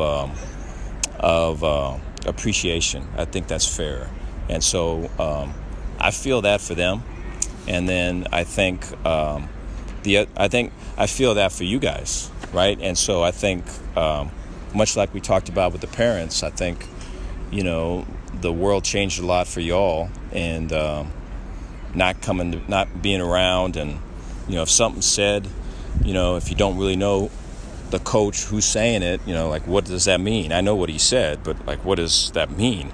And so there's all that goes into it, and so I just think the more that you get to know people, the better the work's going to be. Now, one of the other things that he was asked about was his first year was rough. Obviously, what he faced, the team was not good, 2-7. They really never showed any improvement. You guys pretty much from week to week. The defense did, and then, of course, they cratered at the end against Oklahoma State, as they were just probably out of gas mentally and physically. But, he has to learn. We asked Alvin Brooks Jr. just a minute ago, what did you learn from when you were the head coach at Houston a few years back to where you are now at Lamar? And Dave Aranda was asked about how much did he learn from himself or who he was as a coach last year. Yeah, I think that's big. I think, I've said this before. I think just in my life, it's never really been about me. And I feel kind of uncomfortable saying that, but it's always been about other people. And I think when I look back as a coordinator, there's all the work that was put into defensive coordinator, to the knowledge of the game and everything else. We would ask questions, or it would always make it a group effort. But to be honest, a lot of those questions that I asked, I knew the answers, and we kind of work around. We'd work together, but it was intellectually, it was stimulating for me. But then I think you could grow other people on that process. But that was really kind of all I knew. And so then, in coming to a head coach position, right, when you're in that phase of it, there's questions that you ask, and then you add COVID on top of it. There's questions that you ask that you don't know the answer to. Right? You're really asking, man. And so I think to kind of work your way through that, and I think everything is a rabbit hole, and so you kind of you go down to the depths of it and see where the connections are, and you come back up top with a greater understanding of kind of where everything's at. And I feel that that's still on. I don't think that'll ever stop. So that's Dave Aranda. And you know, he's learning every day, just like anyone is, whether you've been in a business or been in a position for 6 weeks or 10 weeks or 10 years or whatever it is. I know that he knows that he needs to be not more available, but more accessible when it comes to people seeing what they're doing. Not that they're going to open up practice and run the triple reverse throwback, but you know what I mean by that. And I'm sure that the players liked the fact that there were people in the stands and it wasn't just the same people. Yeah, I would imagine so. I mean, they haven't seen their families, as you said, in a really long time in some cases, but I think they realize that the media is helpful. It's not the big bad wolf. In some cases it is, if you're dealing with politics especially, or agendas. But, for a team that's in college football trying to get some attention, hey, have the media out at practice to talk about it. You know what I mean? Like, how does anybody out there know if Dave Aranda is really addressing certain things or realizing certain things or making changes that seem obvious to everybody if he never talks about it? So, he needs to talk. He needs to fill in the fans, and I think they do need to make some things accessible just so the fans have an idea of kind of their progress and where they are and, how far along they've come since last season. So I think he just realizes that, and it doesn't hurt, with recruiting to drum up some interest and have guys be able to come out there and watch them, or to have some big plays happen during practice and somebody who is there, goes out and tweets it and, gets some attention on your practice. So, yeah, I think it's a little bit of marketing in certain ways, but also, just wanting to be around people again, because it's kind of nice. We not only were around people, but not everybody was wearing a mask because some people have been vaccinated or they've, or the distancing was right or whatever the case may be. So, yeah, I think it's just part of getting back to normal in some ways. They have Saturday practice open, McLean Stadium, 10:30, the gates open. Practice a little bit after 11 or so, and it went a couple of hours, and then Dave Aranda will be available again after practice. Mateos, the offensive line coach, available also on Thursday night, and then the scrimmage is a week from Saturday. One of the other things I noticed is that the assistant coaches, I had never met Jeff Grimes. I haven't seen Joey McGuire in person since the Sugar Bowl. I don't think so. I don't think I bumped into him or whatever. Well, that's what I mean. That's part of it is just being around people. I think that's as much of it as anything for Aranda is just let's be around other people. And, like I said, there's the publicity side of it. People going out and tweeting things that he said afterwards, and that gets a little bit of attention. But, yeah, I think it's also just as much as anything, relationships. Yeah, it's normal life. Yeah, exactly. As we're having a hard time explaining normal life, but it's good for Dave Aranda to have a good rapport with the media and the players' parents and all those. I mean, just think of it psychologically. Sometimes I'll be watching a movie that was made 2 years ago, and they'll walk into a place and they don't have masks. And my first thought is, they're not wearing a mask. Oh, wait, that was pre-pandemic. Yes. It's only been a year, but it feels like longer. So, yeah, you got to get back in and start feeling normal. And I'm sure there were some coaches that enjoyed in a part of their mind, no reporters here. I just have to get on a Zoom and be like, yeah, the quarterbacks are good. The running backs are fine. This guy's not hurt. All right, bye. I think Baylor fans are as thirsty for every piece of information you could possibly have. You're coming off a team that was in a Sugar Bowl with a coach that was incredibly accessible. Whether you ever believed in the message of how long he would be at Baylor or not, they delivered, and you couldn't get enough information. And he gave us a ton. All the assistants were available. From even the guy who was the director of operations and Sean Padden to everybody. And then all of a sudden last year there was no crack. And you weren't going to get leaks out of that staff either. And very few times could you even trade a text message. It was just a hard year. Not an excuse. Now we have a chance to say hi to Joey McGuire. Eric Mateos, hi. I'm Jeff Grimes, who turned to me and said, you let me know what you need. And that's important. And it's important for the fans to be able to watch him again Saturday, 10:30 gates open at McLean Stadium. When we come back, a couple of other notes in sports, the Masters, Hideki Matsuyama.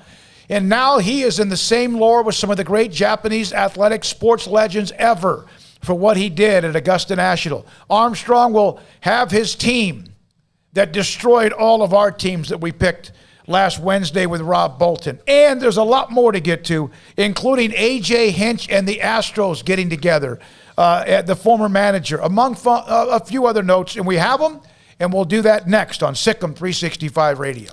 Riverbend Liquor and Wine, Lakeshore Drive at North 19th Street here in Waco. A hidden gem.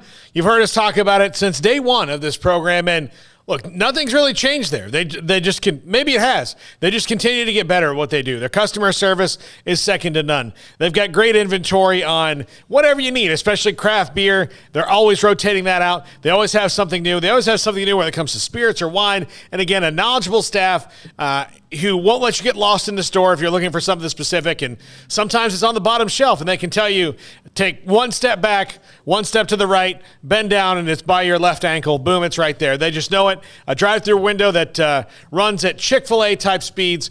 Really great stuff that they do at Riverbend Liquor and Wine. Lakeshore Drive at North 19th Street. Find out more on Facebook and Instagram. Yeah. One, two. I'm in love with a man named Rudy. I'm okay with that. He knows exactly what I want. He keeps me coming back. Cooks breakfast, lunch, and dinner for me. Does the dishes too. I'm in love with a man named Rudy. Last name Barbecue. It sure is easy to fall in love with Rudy's tasty oak smoked barbecue. Next in line. Boots add protection. Good boots help you climb better and move forward faster. And when your son or daughter steps into the boots of a U.S. Army officer, they also learn how to lead. In these boots, they'll gain more confidence with expert training in one of more than 150 occupational specialties. In these boots, they'll stand a little taller and lead a team with diverse backgrounds and areas of expertise to successfully accomplish whatever challenge comes next. In these boots, they'll earn respect with valuable experience from day one that will give them solid footing for success into the future. Highly qualified candidates who earn a spot on our team can receive comprehensive health care coverage, college tuition assistance, and a bonus of up to $40,000. See all the things your son or daughter can achieve in our boots at GoArmy.com. U.S. Army Waco Recruiting Company, 254-598-8131 or 254-776-1543.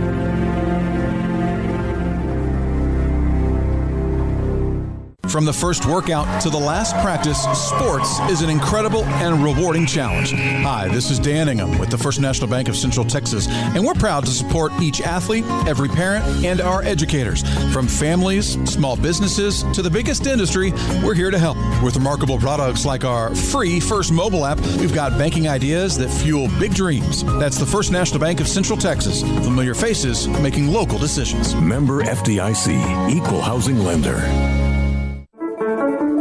One size fits all. That may be all right for an adjustable belt or cheap sunglasses, but when it comes to your financial needs, no one wants a one-size-fits-all strategy. Cam Heathcott, your Edward Jones financial advisor, knows that his most important goals are yours. That's why he takes the time to understand your needs, knowing you. That's how Edward Jones makes sense of investing. Cam Heathcott, covering Conroe and Houston, 936-756-7717 or cam.heathcott@edwardjones.com. Edward Jones, member SIPC. It's time to fire up the grill, heat up the oven, or get that deep fryer going to enjoy the top quality products at Waco Custom Marketplace. Order 30-pound sacks of live crawfish by 6 on Wednesday. Pick up on Friday afternoon after 2 or Saturday. Enjoy the weekend. 30-pound sacks of live crawfish available right now for $4.25 a pound. Find all the crawfish boil ingredients you need, including red beef potatoes, sausage, corn cobettes, and Louisiana boil seasoning. Make your order for live crawfish by Wednesday at 6. Pick up on Friday after 2 or all day Saturday, and enjoy the weekend. Waco Custom Marketplace, your home for fresh baked kolache, cinnamon rolls every day. Butcher shop to cut your steaks the way you want. Fresh seafood, summer sausage, boudin, house cured and smoked bacon, spices, seasonings, soup mixes, and more, and weekly gift boxes for any occasion. Waco Custom Marketplace, 425 Lake Air Drive in Waco, or WacoCustomMarketplace.com. Welcome back to SicEm365 Radio. The SicEm365 Radio Live Guest VIP Hotline is sponsored by Stonewood Dental. We are all in this together. All right, many things to get to. It's Maceo Teague Week. You may have even seen him respond today, telling everybody he appreciated all the tweets. Remember last week they had the big Zoom session his mom was on a Zoom session, and everyone had something in the background with him. So, for example, Wednesday is Maceo Teague Day, recognized by the city of Cincinnati. Thursday is Maceo Teague Throwback Thursday. Share your favorite memory from Walnut Hills High School on social media, and then he gets to throw out that first pitch he wanted to throw out in the Reds game on Friday.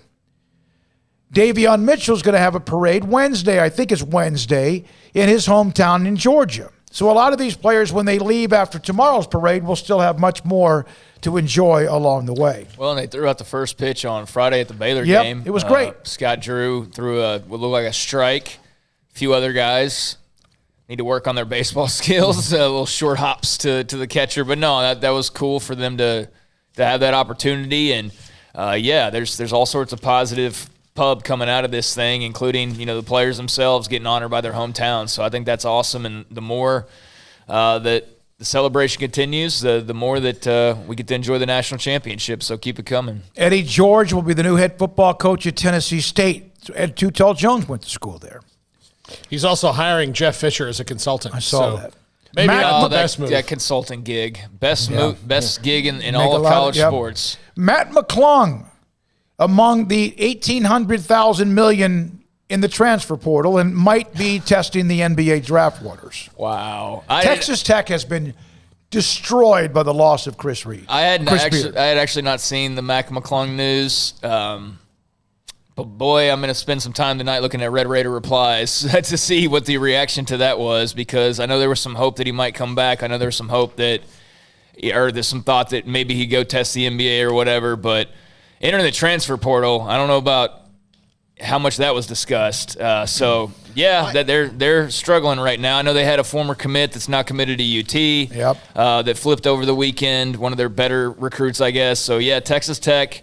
They've got Mark Adams in position now, but he's got a lot of work to do for sure. Yeah, I don't foresee him being a lottery pick. No. Or even a first-round pick right now. No. If he still has eligibility left. I mean, not to say he won't be an NBA player someday. I mean, the guy can straight up shoot, so that's always going to give you an opportunity. But, yeah, I don't know.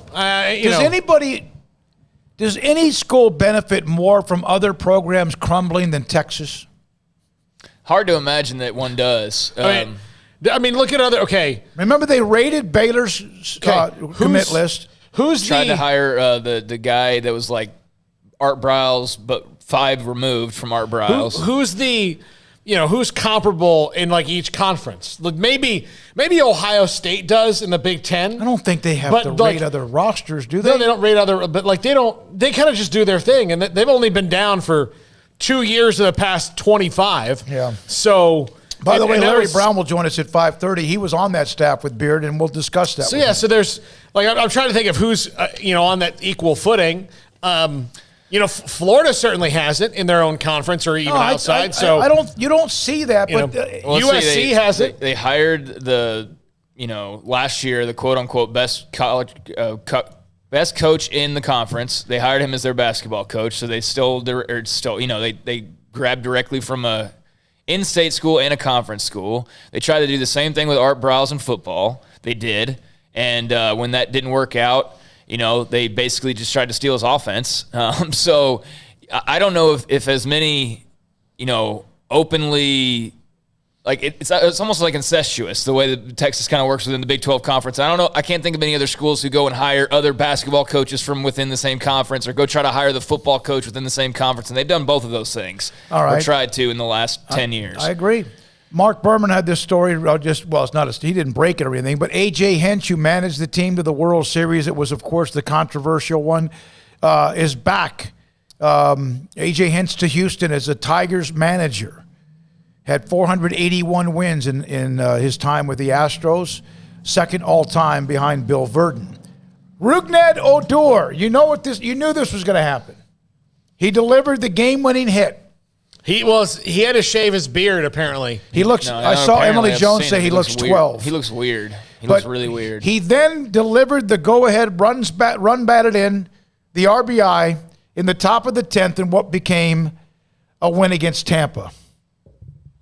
Yeah, I mean, that's why they grabbed him. I mean, that's why they grabbed Rougned Odor, was to, have a guy who could hopefully make an impact for them. I think he definitely needed some new scenery. I think just the weight of his contract and the expectations that he's never lived up to after signing that contract just soured everybody on him in Texas. I don't think there was going to be a way to make that a beautiful marriage again. So, good for him. New scenery. And, yeah, I saw that hitch to base hit, a little liner up the middle that fell in front of the center fielder. And he's, able to get that run across. But he looks strange as hell with no beard. He'll hit 5 more home runs than he would have in any other park based on his swing. I mean, and I'm not dogging Yankee Stadium. No, but isn't it so ironic he leaves the Rangers and the first time he's got a chance? But Yankee Stadium to right field is really good for dead pull left-handed hitters. No question. And that's what he is. So. I saw this JV on Sunday. The University of Washington had like a scrimmage. They got another week or 3 or 4 to go. He scored a touchdown at the end of the scrimmage, and Lars, someone who covers University of Washington said JV on Sunday, Connolly's great running back, record-breaking running back, is an absolute beast. Is it Lars Ulrich? Yes. Metallica's drummer? No, not him. College beat writer in the offseason. Although WrestleMania happened this weekend. It did, yeah. It did. Over like 14 nights, it felt like. Hideki Matsuyama. I believe I said this to you last week. I don't know why I didn't pick him, but he would win eventually. He would win a major. He destroyed everybody, although he had to hang on at the end. Everyone was kind of spitting blood at the end. He wins the Masters, first time a Japanese man has won a major championship. When I lived in Japan in 72 through 76, you had Sadahara O, and you had a sumo wrestler, the great name of Taiho. And now Matsuyama will be in that category, along with some other Olympians that have done things, gymnastics, skating, whatever, tennis. He is now the emperor of the Japan. Well, and the Japanese people love to follow their athletes and they play overseas. When Baylor played Gonzaga in Salt Lake City in 2019, Gonzaga had Rui Hachimura on the team, and he's a college basketball player, one of the best in the country, and now he's in the NBA. But there were 2 different Japanese reporters who moved to Spokane, Washington, to cover Rui Hachimura. Remember when the Rangers got? Well, you have Yu Darvish, and then when they have Yu Darvish and Koji Wahara on the same team, it should still have Yu Darvish, by the way, but whatever. But they, so they have, they come like they really. That's it. You want to talk about a country with some pride about their people all over the world? That Japan, they love it when they're elsewhere. Yeah, well, it's not a big place, and their typical sport. I mean, they love American culture, and American sports success is a big deal to them. So yeah, to have a guy come over occasionally in baseball. I mean, those guys are absolute rock stars. Ichiro. Yeah, I mean, Ichiro was one. Deki Matsui was one. I mean, there's been a bunch of different guys. Plus, they're our largest foreign debtor that we owe money to. So they might as well get their money's worth. Might as well get it. Armstrong had Jordan Spieth, Colin Morikawa, Victor Hovland, and also Scheffler. Everybody made the cut. Look how proud he is. Yeah. Nobody else had a team that made the cut. Nobody else passed through. Paul lost with Berger on the last hole. 2 holes left. I had Westwood and M. Rob Bolton had Cantley. He blew up early. And Craig actually had Dustin Johnson, Rory McIlroy, Bryson DeChambeau, and Jason Day, and 3 of them didn't make the cut, which was crazy. So Armstrong just coasted. It's like that Tour de France, and they just run that little simple sprint near the end. Where they drink champagne. Yeah, exactly. By the way, I'll tell Rob next time he tells me I have a great team that I'll look forward to being out in the first day of the competition, because he's done that twice in a row now, and both times nobody makes the cut. Bryson DeChambeau, and I'll talk about this in the top 5 at 5, but Augusta kind of owns him a little bit.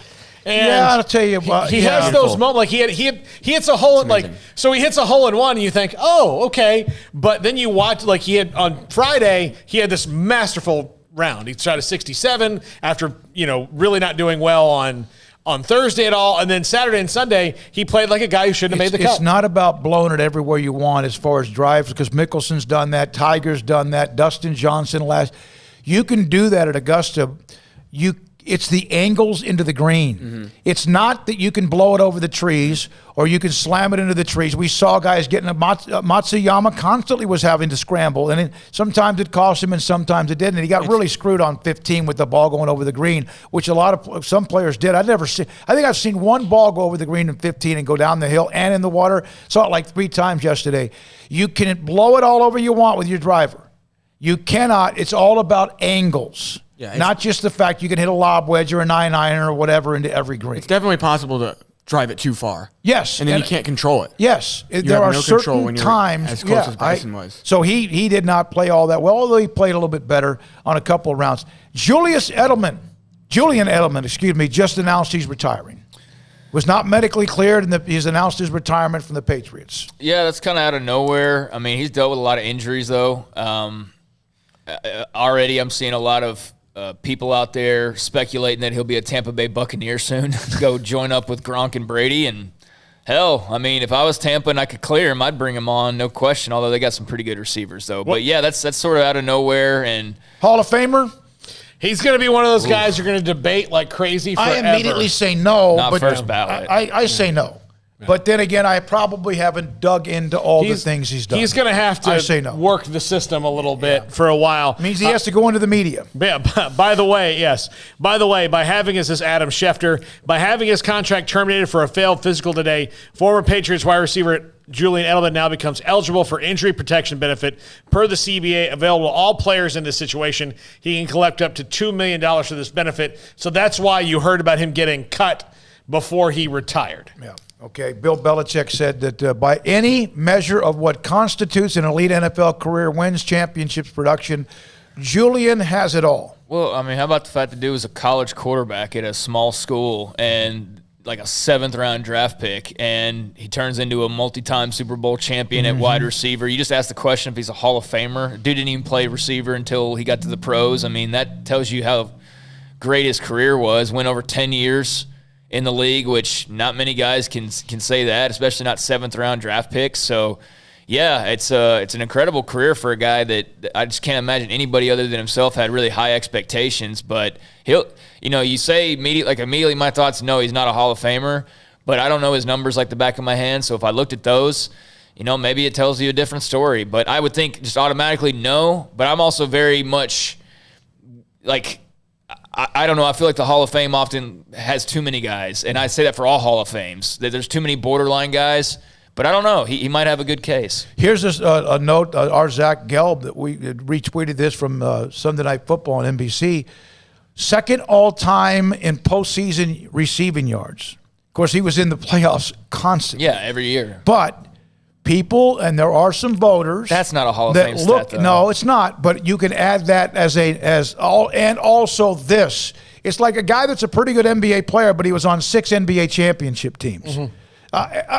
There's a pitcher who may not have 220 wins career-wise, but he's like 18-5 in the postseason. Well, look, Clayton Kershaw is not going to get to 300 wins, but he's 177 and 77. And he's only like the second pitcher ever to be 100 games over 500 at any point in his career. So, all right, so coming up next, Erin Bean. She now is a part of the Baylor Athletic Department. Joe Vaughn gave her a lot of assignments, and one of them was that she's one of the point people, contact people for the parade tomorrow in Waco to honor the Baylor men's basketball team. Of course, we'll have some coverage of that ourselves as well. And then we'll hear from Larry Brown of Ranger College. They won the Region 5 championship, headed to Hutchinson, Kansas. Remember, he took that job kind of late, and he'll join us today at 5:30. Much more to get to. And this is SicEm365 Radio. This week, Waco Custom Marketplace, 425 Lake Air Drive in Waco, the Value Beef Case. There's a picture of their butcher shop in the window of the butcher shop. Fajita meat, $4.50 a pound. Short ribs, $2.99 a pound. T-bone steak, $4.99 a pound. Ribeye steak, $4.99 a pound. Neck bones, if you're interested in that, $2.99 a pound. And 7 steak for $3 a pound. So if you like crawfish, if you love to boil crawfish, if you need to have crawfish ordered for a boil coming up this weekend, they are where you get live crawfish, 30-pound sacks, for $4.25 a pound. Order live crawfish, 30-pound sacks, as many sacks as you want, 1 or 4 or whatever, and do that by Wednesday at 6, and you could pick up the live crawfish sacks by Friday after 2 o'clock or anytime they're open on Saturday. Waco Custom Marketplace. They have a bakery every day. They bake fresh bread, fresh kolaches. The butcher shop can customize whatever order you want, from how do you want your steaks cut to how you want anything else done, from pork and poultry, seafood, and beef. Fajita, short ribs, T-bone, and ribeye steaks, neck bones, and 7 steak, all of them with nice opportunities. They've lowered the price a little bit on those at Waco Custom Marketplace, 425 Lake Air Drive in Waco. From the first workout to the last practice, sports is an incredible and rewarding challenge. Hi, everyone. This is Dan Ingham with the First National Bank of Central Texas, and we're proud to support each athlete, every parent, and our educators. From families, small businesses, to the biggest industry, we're here to help. With remarkable products like mortgage lending, we've got banking ideas that fuel big dreams. The First National Bank of Central Texas. Familiar faces making local decisions. Member FDIC, Equal Housing Lender. Do you or your kids get nervous about going to the dentist? Stonewood Dental, Dr. Steve Childress, he can help. I've spent a career taking care of patients who as children had bad experiences, and now they're adults that hate going to the dentist. If I get a kid at 3 years old and they come every 6 months and it's a happy experience, it's normal for them. Now they have an accident at 6 or 7 or 8 at school. Now they have a broken tooth or a trauma, and they have to come here. They're used to lights, they're used to water in their mouth, they're used to experience, they already trust us. It's amazing what we can do with that kid without it being a negative thing. But if I see a 6 or 7 or 8 year old that's never been to the dentist, and now they have a trauma or an unfortunate unexpected toothache, it's harder to do that for that kid and it not be somewhat of a negative experience. So bottom line is I try to teach kids and adults and teenagers and everybody the way I'd want my family treated, which is where it's a necessary part of life. You just take care of it. It doesn't have to be that big a deal. Learn more, stonewood-dental.com. Born in Waco, Brotherwell Brewing exists to serve the Central Texas community with locally crafted beer of the highest quality. They want to bring Central Texas closer to the brewing experience so everyone can enjoy well-made beer as much as they do. For 2.5 years, they've been bringing high-quality beer to Central Texas at their location on Bridge Street in East Waco. Brotherwell Brewing believes in community and bringing people together to enjoy products made in their community. So for your game day, whether it's a tailgate or at home, stop by Brotherwell Brewing for high-quality craft beer made right here in Central Texas, 400 East Bridge Street, and check them out online at brotherwell.com. Let Camille Johnson Realtors guide you seamlessly through the process of buying your dream home or selling your current one. Commercial, farm and ranch, or residential, Camille Johnson Realtors can smoothly and successfully lead you through any transaction. With a team of 28 experienced agents who are excited about serving you, Camille Johnson Realtors services the entire greater Waco area. If you're in the market to buy or sell, contact Camille Johnson Realtors, 104 Midway Center in Woodway, or find them online at www.camillejohnson.com. Camille Johnson Realtors, elegant, charming, warm. Welcome home.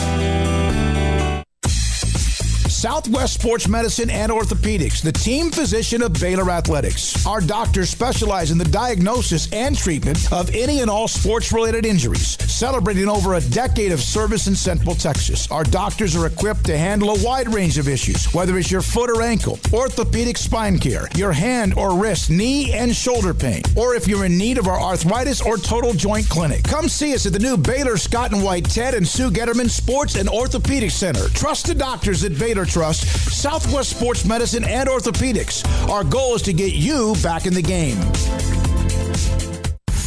Texas Farm Bureau Insurance has protected fellow Texans with auto, home, health, and life insurance since 1952. With more than 260,000 square miles of land and 27 million people, that's a lot to cover. Whether you're wrangling cattle or wrangling kids, we're proud to protect Texans in all Texan ways of life. Stop by and see our agents at one of our 3 McLennan County locations. Coverage and discounts are subject to qualifications and policy terms and may vary by situation. Welcome back to SicEm365 Radio. Now with 5. Mitchell wants another three, and he finds it. And you want him to play football, Grant. The 5 o'clock hour is sponsored by Edward Jones Investments with financial advisor Tom Albers, staying in touch with you and your money through these difficult and changing times. Edward Jones, making sense of investing. All right. Now here's David Smoak, Paul Catalina, and Craig Smoak.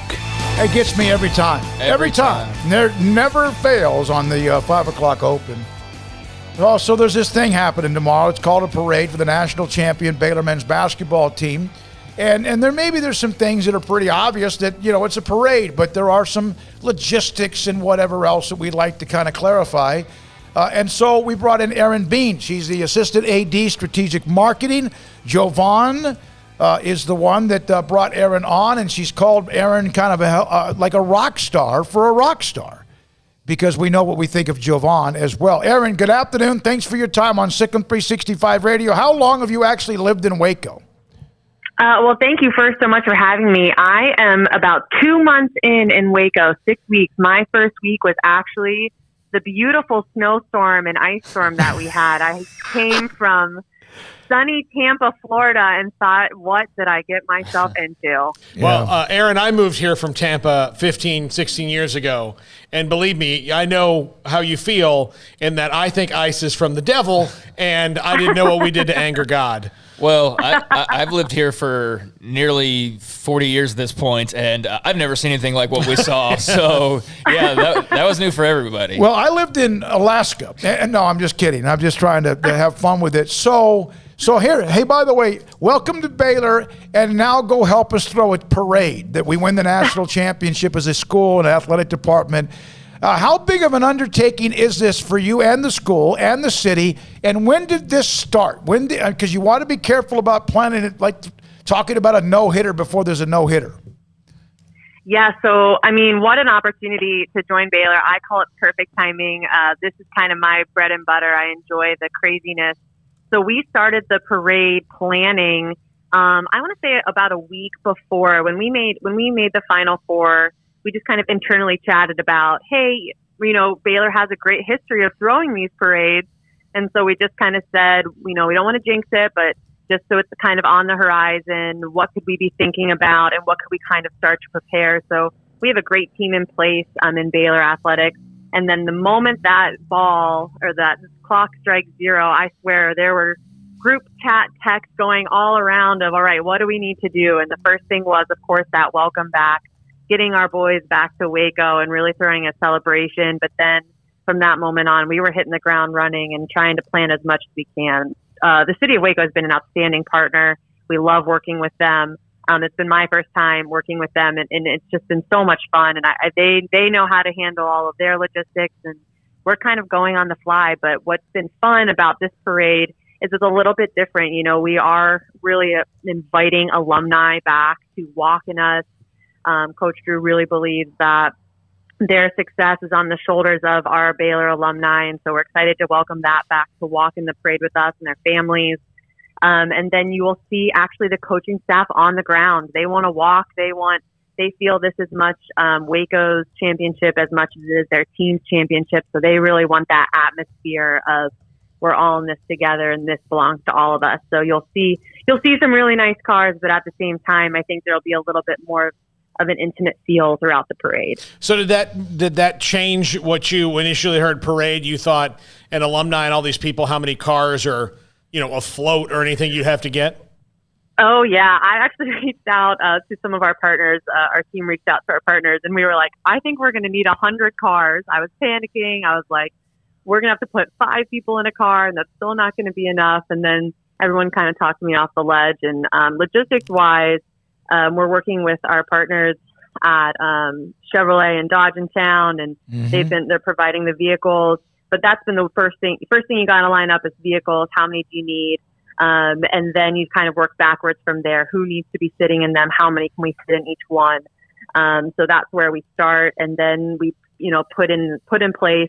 We'll start the parade with our city of Waco because they like to welcome everyone to the stage. And order is important. But then I like to say we place cars strategically with our walkers. So we give our walkers a point to follow. So we don't have anybody lagging behind. But I'm sure there's going to be a lot of interaction and opportunity for families to shout some cheers and get some photo ops along the parade route. Erin, there's obviously a lot of construction going on in town right now, especially over by Baylor. How did you guys go about planning, okay, here's where the route will be? So historically, the National Championship Parade, the Lady Bears have thrown 3, and so we went along Austin Ave. We did extend the route, so we'll actually start on 14th Street and remain along Austin Ave and end at City Hall.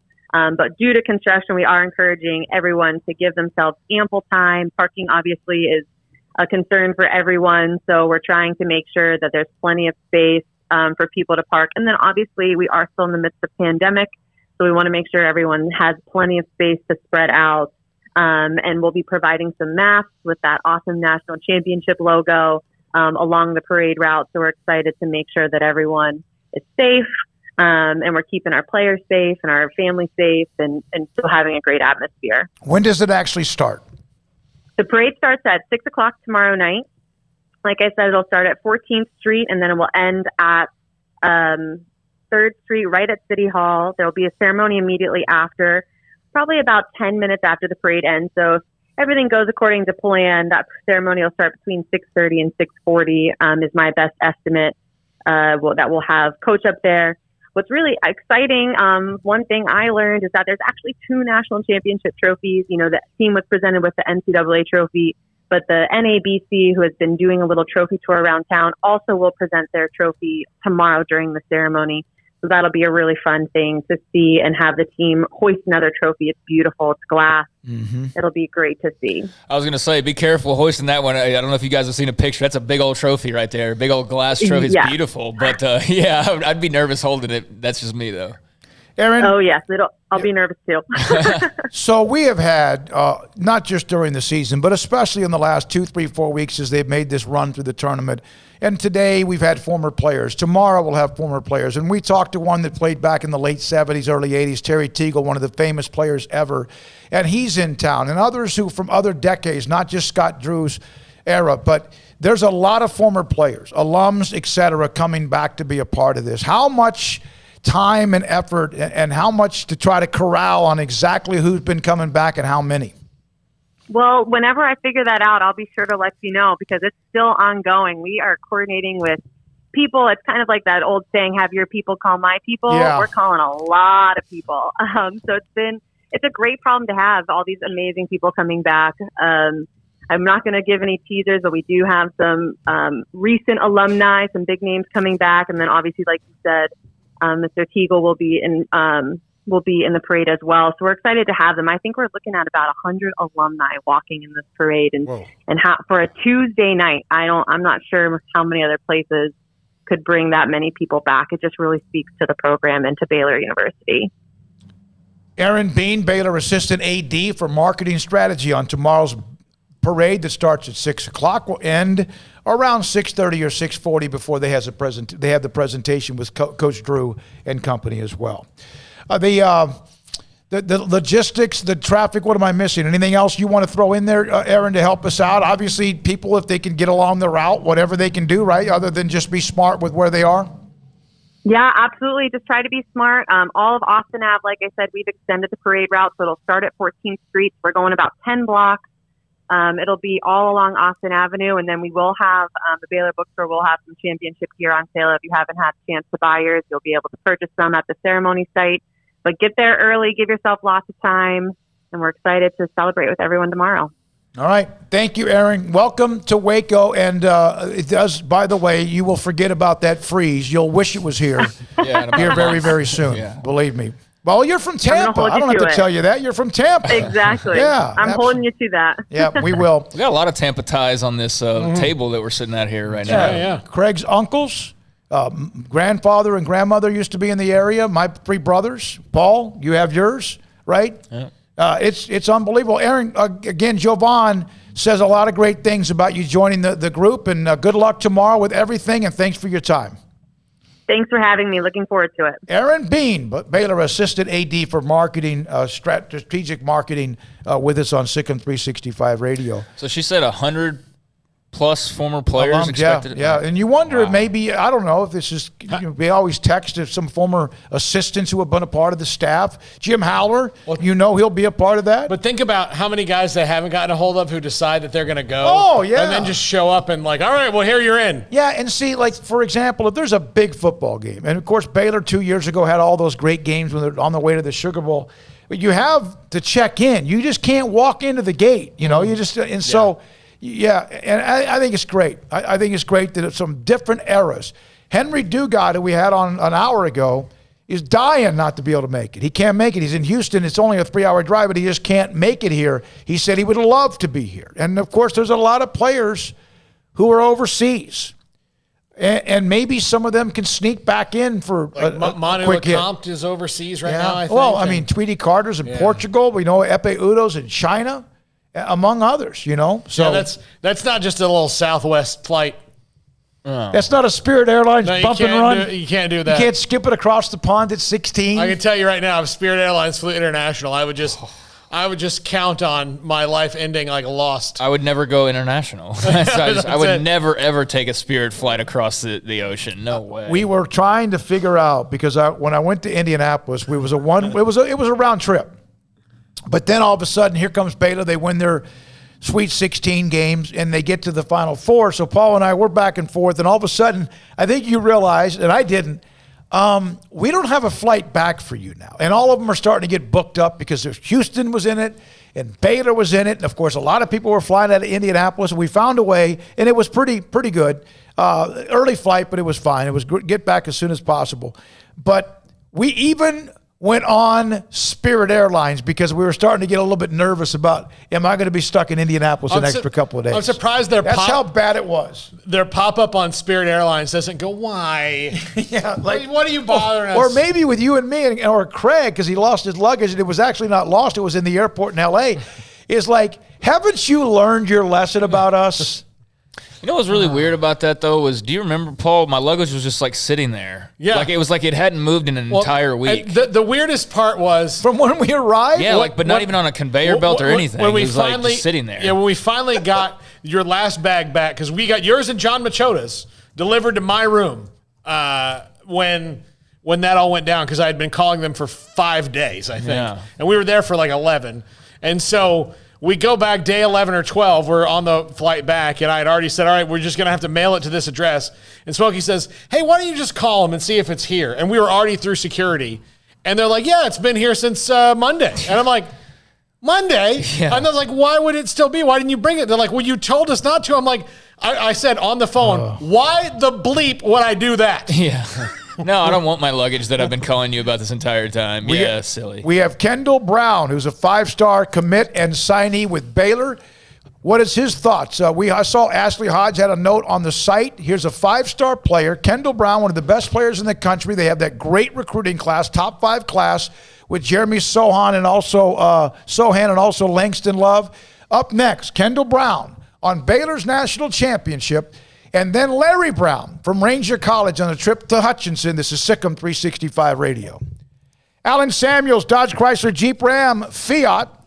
Motor Trend's Truck of the Year, Ram Truck Month continues. Top safety pick for trucks named in 2021. 2021 new Ram 1500 Crew Cab, the Lone Star. Total value is up to $5,500 or 0% financing for 84 months. The Jeep Celebration event that continues as well. Decorated SUVs available. The Chrysler Pacifica Hybrid Limited Total. Values of $7,000 or 0% for 72 months. That's the 2021 Chrysler Pacifica Hybrid Limited. And all of these opportunities with cash back or discounts and 0% financing for 72 months or 84 months, or just ask when you get on the lot at the dealership. Loop 340 and east of 84. Of course, they were a part of the championship drive their month, like Baylor had theirs for the NCAA championship. You mentioned a minute ago, Aaron just mentioned that there will be some cars from where they are. Their dealership will be providing some of the cars tomorrow for the parade on Tuesday to honor the men's basketball team.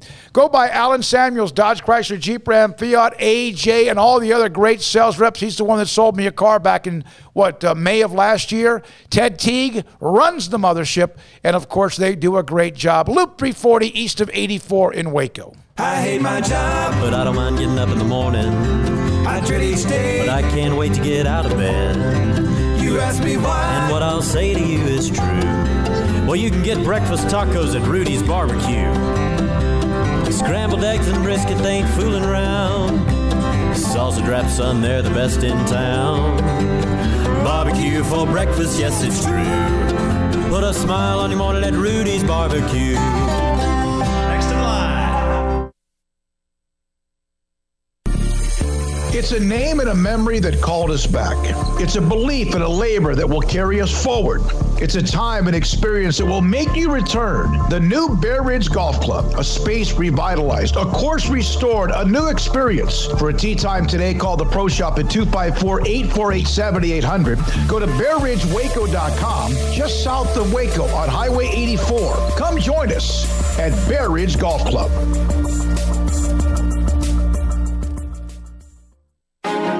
Texas board-certified personal injury trial lawyer and Baylor alum David Willis and Baylor alum Parker Willis are ready to help if you or a loved one has been wrongfully injured in an auto accident, SUV rollover, industrial accident, 18-wheeler crash, or were seriously injured by a defective product or recall drug. Call them for a confidential and free case consultation at 1-800-GOT-HURT or visit them at texastriallawyer.com. Principal office located in Houston, Texas. What you do in privacy is your own business. What you do in public with your truck, well, that's our business at Pickup Outfitters. In your garage, it's okay for your truck to parade around in the nude with no accessories. Hey, this is still America. But when you bring your truck out in public, it's just common decency to put an outfit on your truck. And that's where we come in at Pickup Outfitters. Put a cover on that bed. Cover your rear end with a bumper and a hitch, for goodness sakes. There are women and children on the roads. And guys, don't leave your tools exposed. Put them in a toolbox. Be proud of your truck and stand tall with a lift kit. Or improve your truck's posture with a leveling kit. Add some class to your pickup with new wheels and tires. Or dress up for a date with your new RV or boat with a fifth wheel or a receiver hitch. At Pickup Outfitters, we're dedicating to making the roads decent for all Central Texans. So when taking your truck out in public, remember your manners and accessorize it properly with an outfit from Pickup Outfitters. 220 Lake Air Drive in Waco. It's time to fire up the grill, heat up the oven, or get that deep fryer going to enjoy the top quality products at Waco Custom Marketplace. Order 30-pound sacks of live crawfish by 6 on Wednesday. Pick up on Friday afternoon after 2 or Saturday. Enjoy the weekend. 30-pound sacks of live crawfish available right now for $4.25 a pound. Find all the crawfish boil ingredients you need, including red beef potatoes, sausage, corn cobbets, and Louisiana boil seasoning. Make your order for live crawfish by Wednesday at 6. Pick up on Friday after 2 or all day Saturday, and enjoy the weekend. Waco Custom Marketplace, your home for fresh baked kolache, cinnamon rolls every day. Butcher shop to cut your steaks the way you want. Fresh seafood, summer sausage, boudin, house cured and smoked bacon, spices, seasonings, soup mixes, and more, and weekly gift boxes for any occasion. Waco Custom Marketplace, 425 Lake Air Drive in Waco, or WacoCustomMarketplace.com.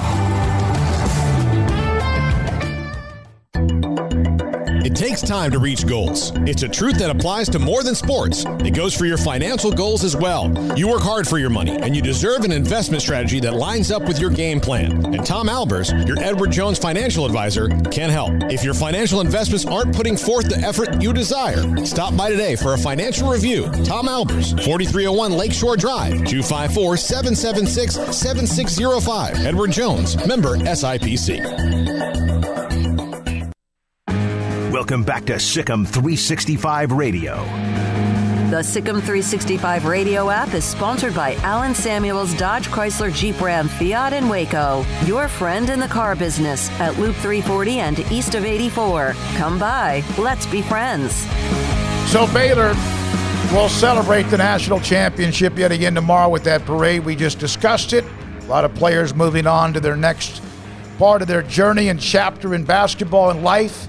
And then there's the incoming class, and we have all been focused in on what Kendall Brown or Langston Love and Jeremy Sohan, what they're doing. And Kendall Brown, the 5-star commit and signee for Baylor men's basketball, and Scott Drew and company joins us on SicEm365 Radio. Hey, we haven't had a chance to visit with you in a while. It's great to have you on, Kendall. We appreciate your time.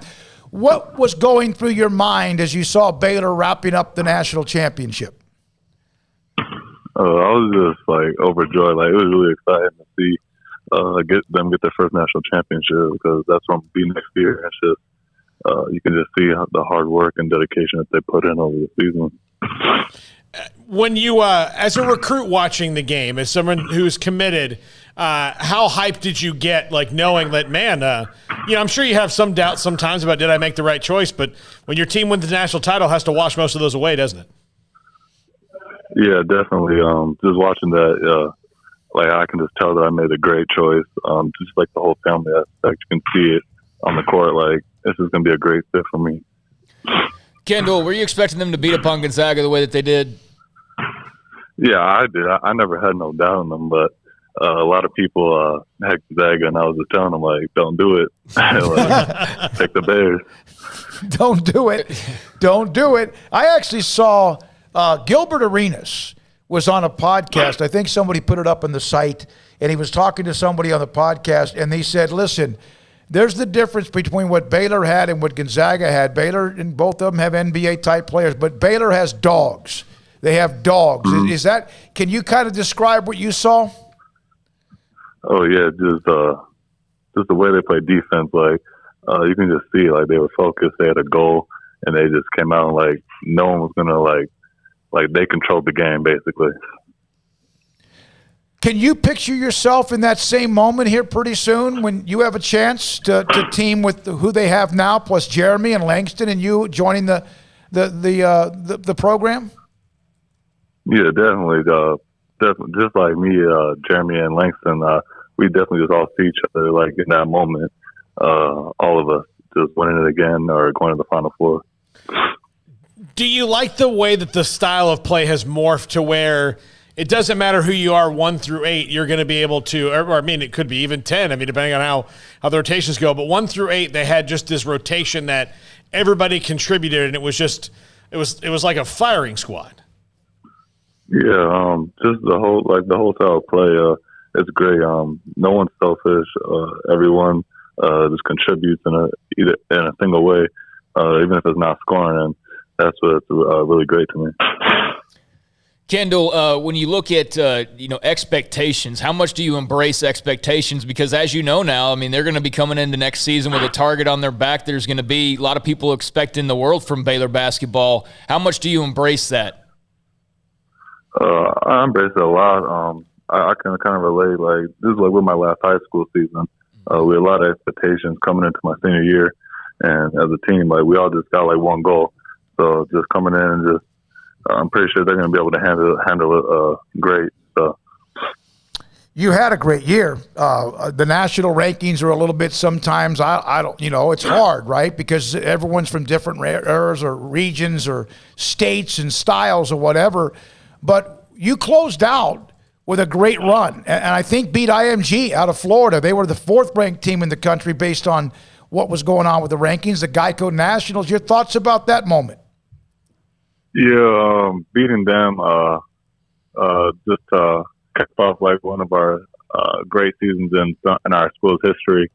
They're a great team, but it sucks that we couldn't win the championship. But beating all these great teams, it just shows us how much work we put in during the season. All right, so Baylor's losing players, and they all have earned the opportunity to go to the next level. There's some decisions to be made, but it looks like they're going to lose a nice chunk. And so what people do is they look at who's coming back.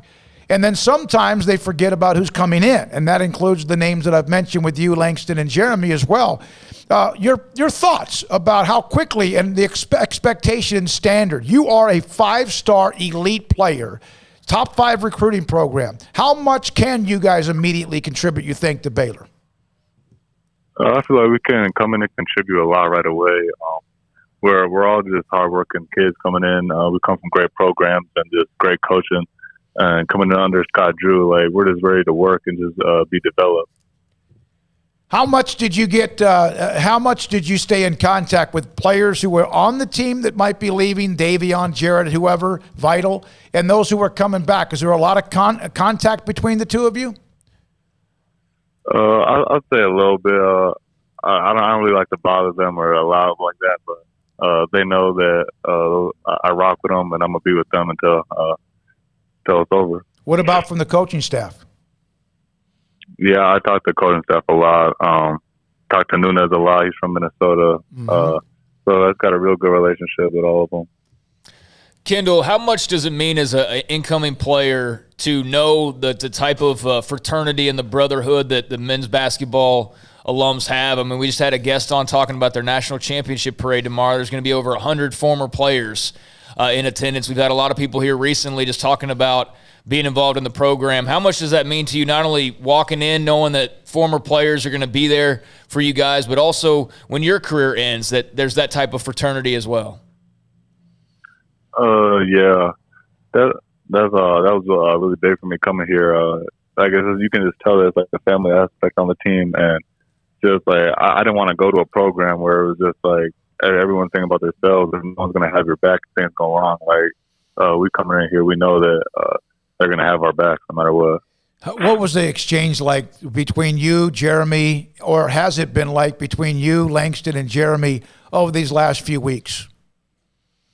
Yeah, we were just pretty hype and just really excited to get down there. I talked to Jeremy and Langston a lot. We just can't wait to get down there and work. So what are your plans, Kendall, as far as arriving and, you know, these next few months? Like, how's all that sort of set up for you right now? What'd you say? What's kind of your plans for the next few months as far as arriving to Baylor and all that goes with that? Just to get down there, get set up, get settled in, and just work right away. Because I know like it's a whole nother level of game that I'm about to get ready for. So just coming down, work right away. One more thing, Kendall Brown again from Sunrise, a great basketball program. He's a 5-star. He and Langston Love and also Jeremy Sohan.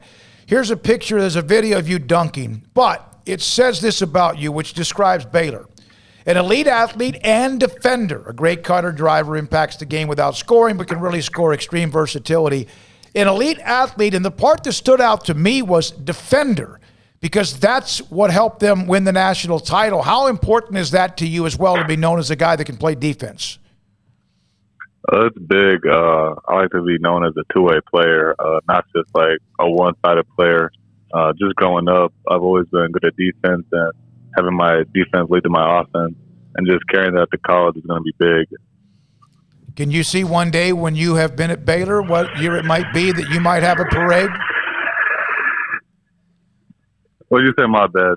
That's okay. Came on behind me. No, that's okay. Can you imagine maybe one day that Baylor men's basketball, it's hard to win one, much less ever again, but maybe a parade and you're a part of it?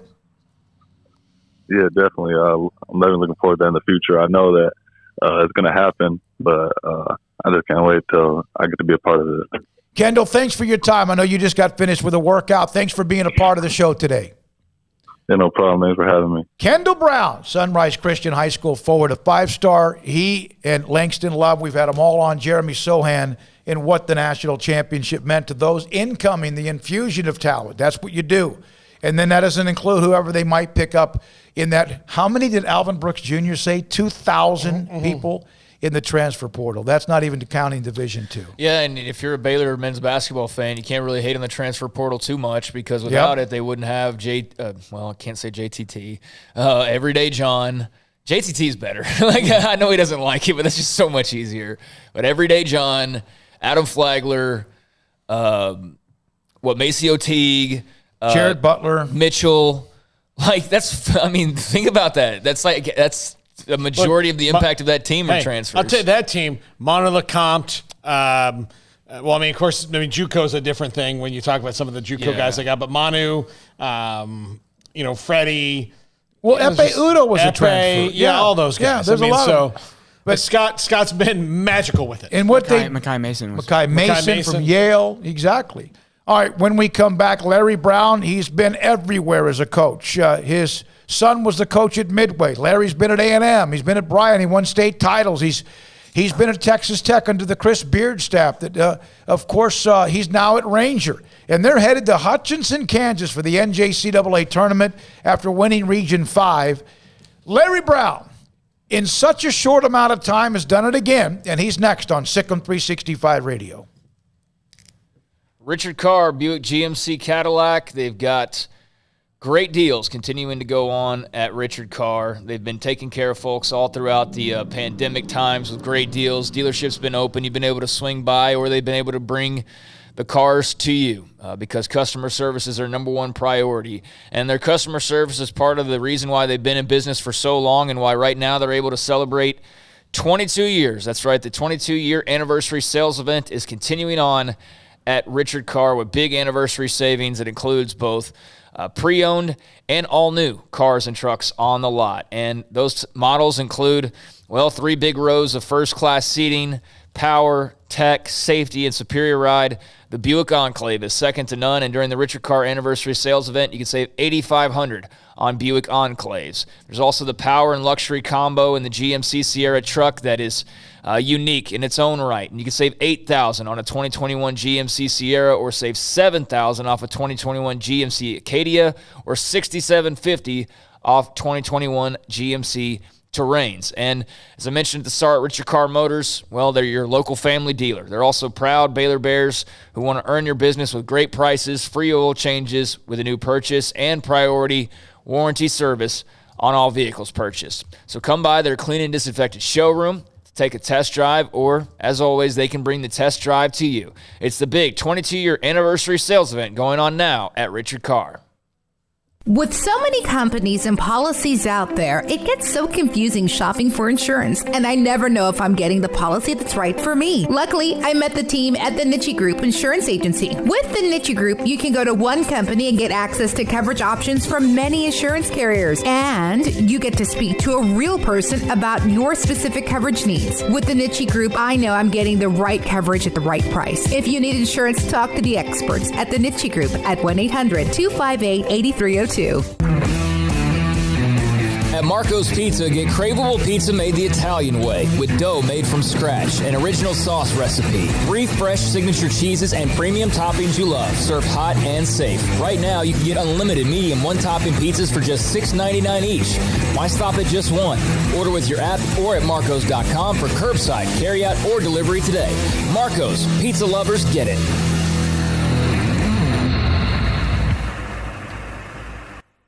From the first workout to the last practice, sports is an incredible challenge. Hi, this is Dan Ingham with the First National Bank of Central Texas, and we're proud to support each athlete, every parent, and our educators. From families, small businesses, to the biggest industry, we're here to help. With remarkable products like instant issue debit cards free at all of our banking centers, we've got banking ideas that fuel big dreams. The First National Bank of Central Texas. Familiar faces making local decisions. Member FDIC, Equal Housing Lender.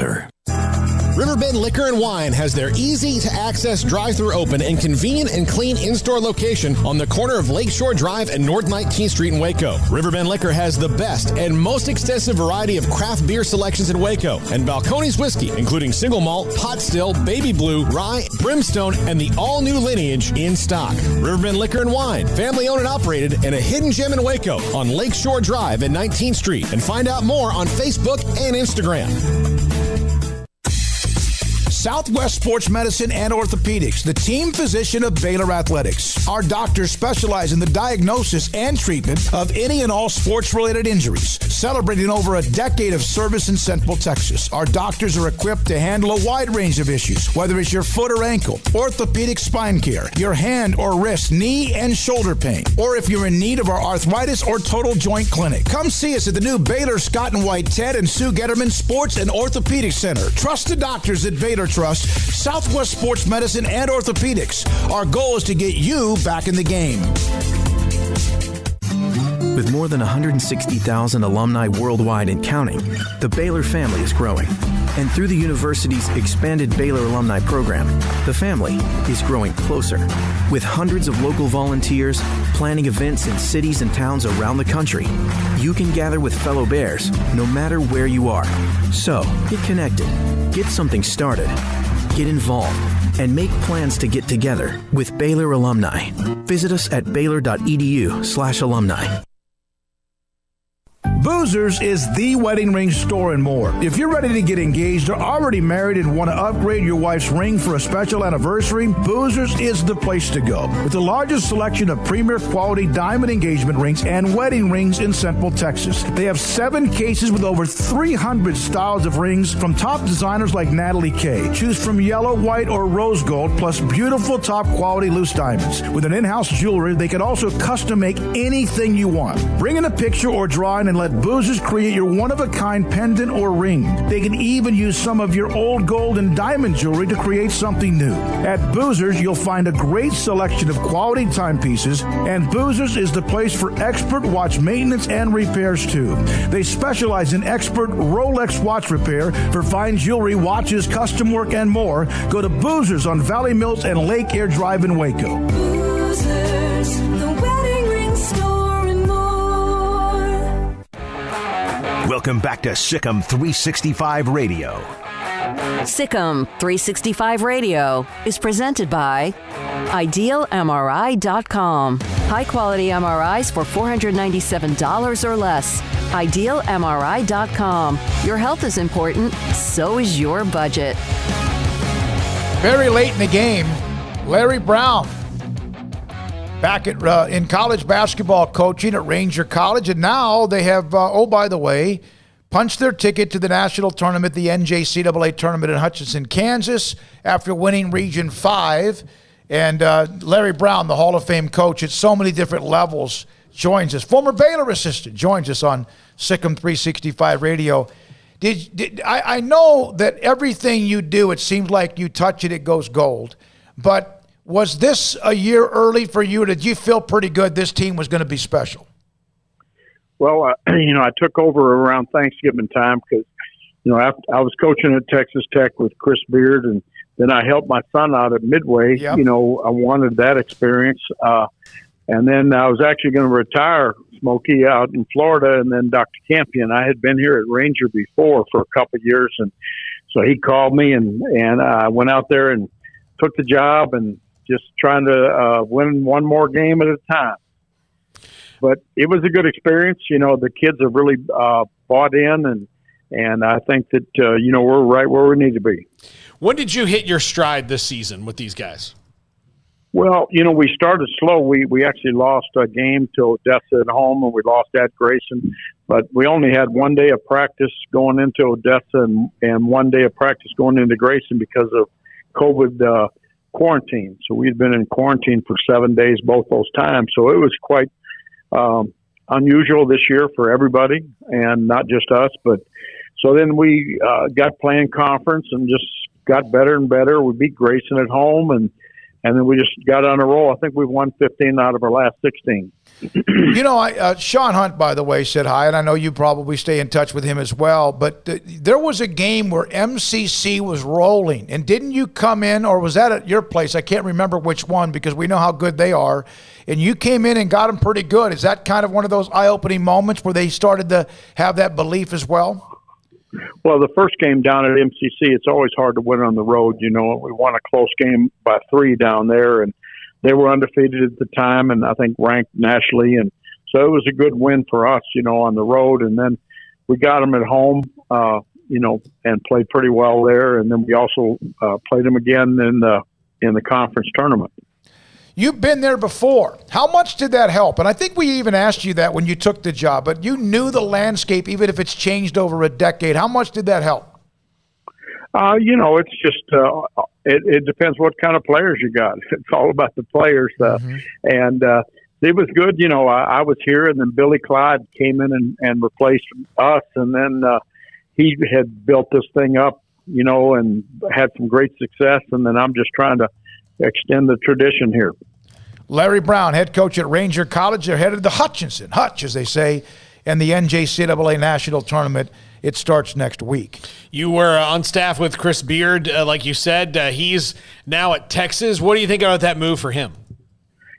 Chris did a magnificent job at Tech, and I was with him in the first years, getting that thing going, and all that he did there. They just should appreciate the things that he brought to Lubbock and welcome that. And, Texas is in the conference, and I know there's a lot of tradition there between both of them. But, he's a magnificent person, too, and he played it. He coached at Texas earlier in his career and was so he's got some ties in there, went to Texas. So, you can't second-guess that, but he'll do a marvelous job. And then, of course, Mark Adams, you know him very well, known as a defensive specialist and guru. Your thoughts about him getting the opportunity? Oh, I'm so proud of him. He's come up the ranks like we all have, and grinded it out. And, he was at Howard for 10 years. We had some great battles when I was out at Ranger before and then at South Plains earlier. And he's just a class guy that where everybody, I think, around the state is so happy that he got the job. And he'll continue the traditions that they started off in these last 5 years. Coach, what do you think about this group of Big 12 basketball coaches? Geez, huh?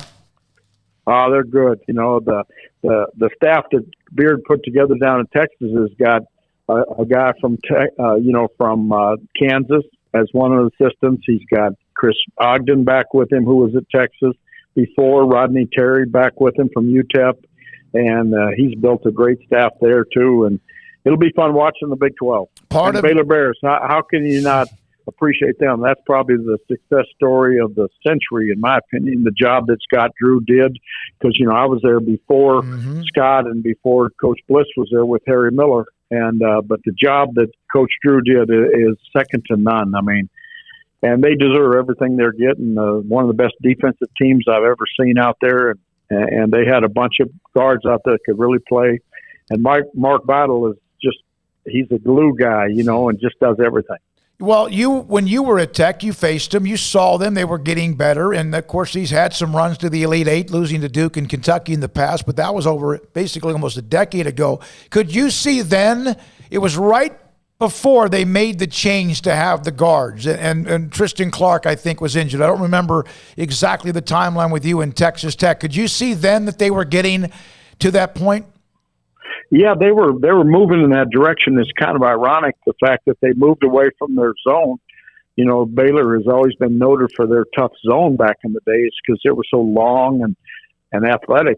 And we had to play against them, I think, the first year or two when they were running the zone. And then when they made the switch to man-to-man and really got the guard situation set. And, you win with guards in the tournaments anyway, and that's when they took off.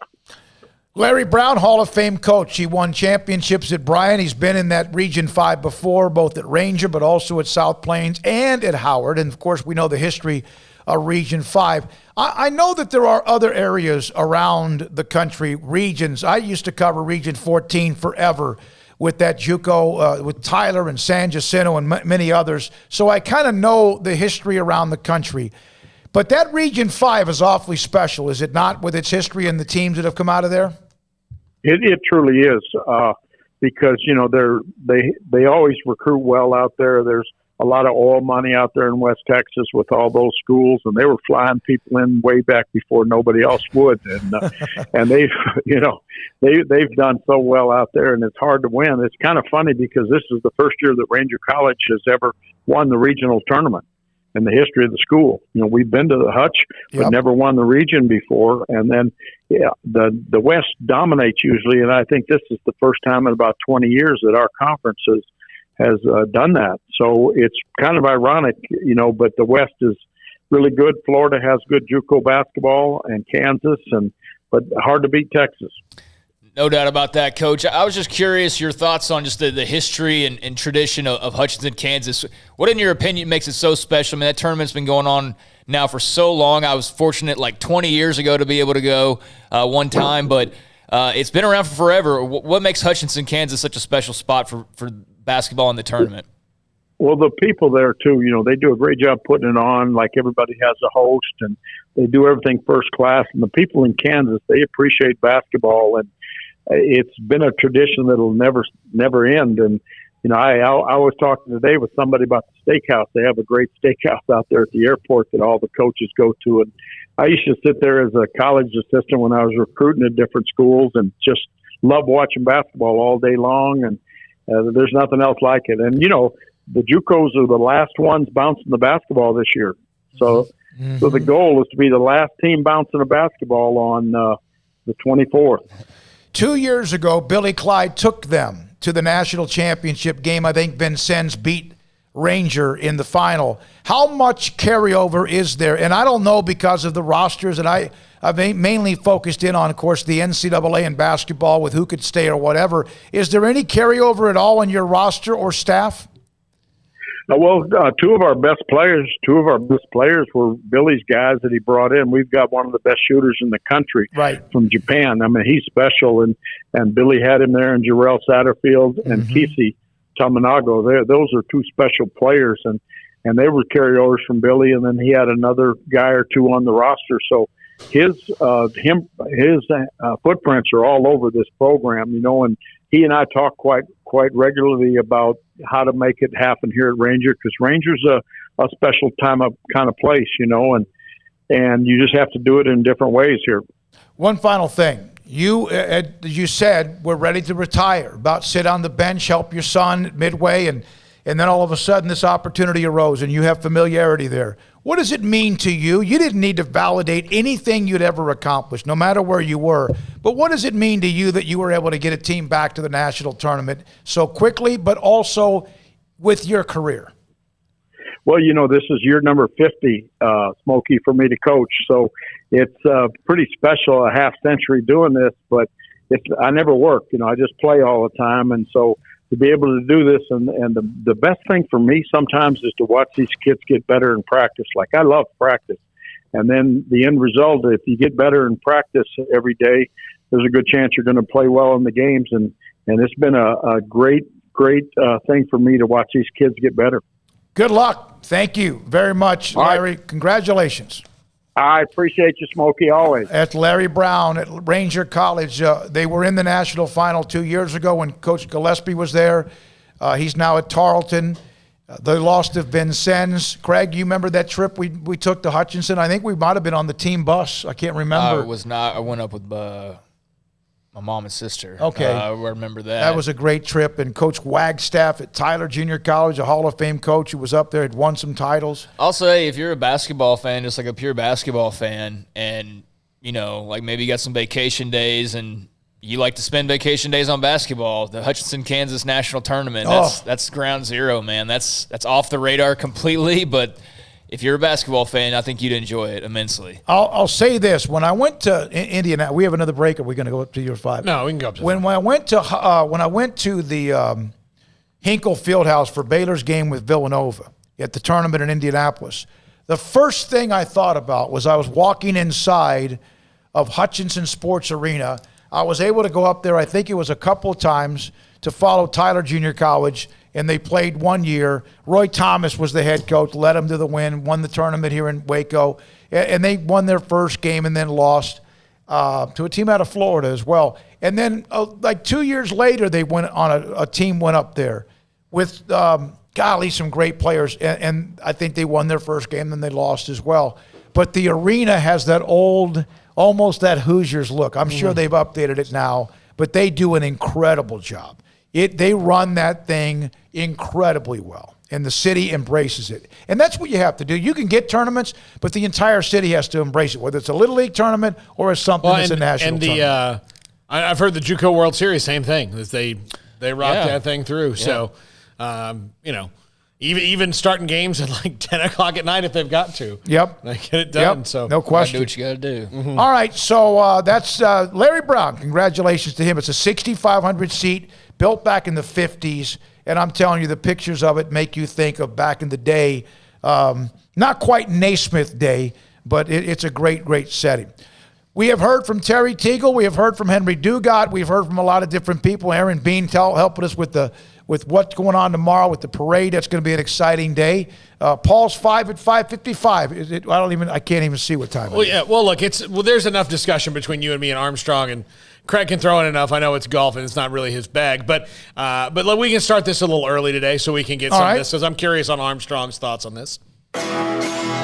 This is Paul Catalina's Top 5 at 5:55. Brought to you by Slapsticks Comedy Club, and not open yet, but progressing along. And so just keep on track. They've follow them on Facebook and Instagram, and now on Twitter as well for updates. as they go along from Slapsticks as they're bringing Laughter back to Waco. I actually had a meeting with the Slapstick guys today about some stuff we're bringing to Waco that SicEm365 will also have a little part in and promoting. So it's going to be some fun stuff that we're doing and bringing some good, funny people in here and doing a lot of fun stuff, including Rogue Media Network as well. I like to give them a shout out because they're helping us out as well. But my top 5 surprises from the Masters. And number 5, DJ misses the cut. I mean, I don't expect guys to win it 2 times in a row. It's a hard golf tournament. All the majors are hard. Brooks kept on winning the U.S. Open twice in a row. It will blow your mind because you're not supposed to do that. But winning the Masters twice in a row is hard to do. It's a hard golf tournament. I was really surprised given how he dominated the course in November, guys, that he missed the cut less than 6 months later. Different course, different type, different way that it was played compared to what was dormant, I guess you could say. Even some of the greens were barren. But, yeah, him missing the cut was shocking.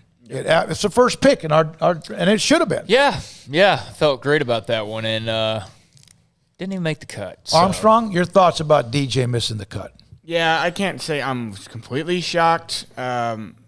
It's a little shocking. I mean, I obviously didn't expect him to win. I didn't expect him to even be in the running. But yeah, it literally, the course that they played this past weekend was almost not even the same course that he played in whenever it was, November or whatever it was. Yeah.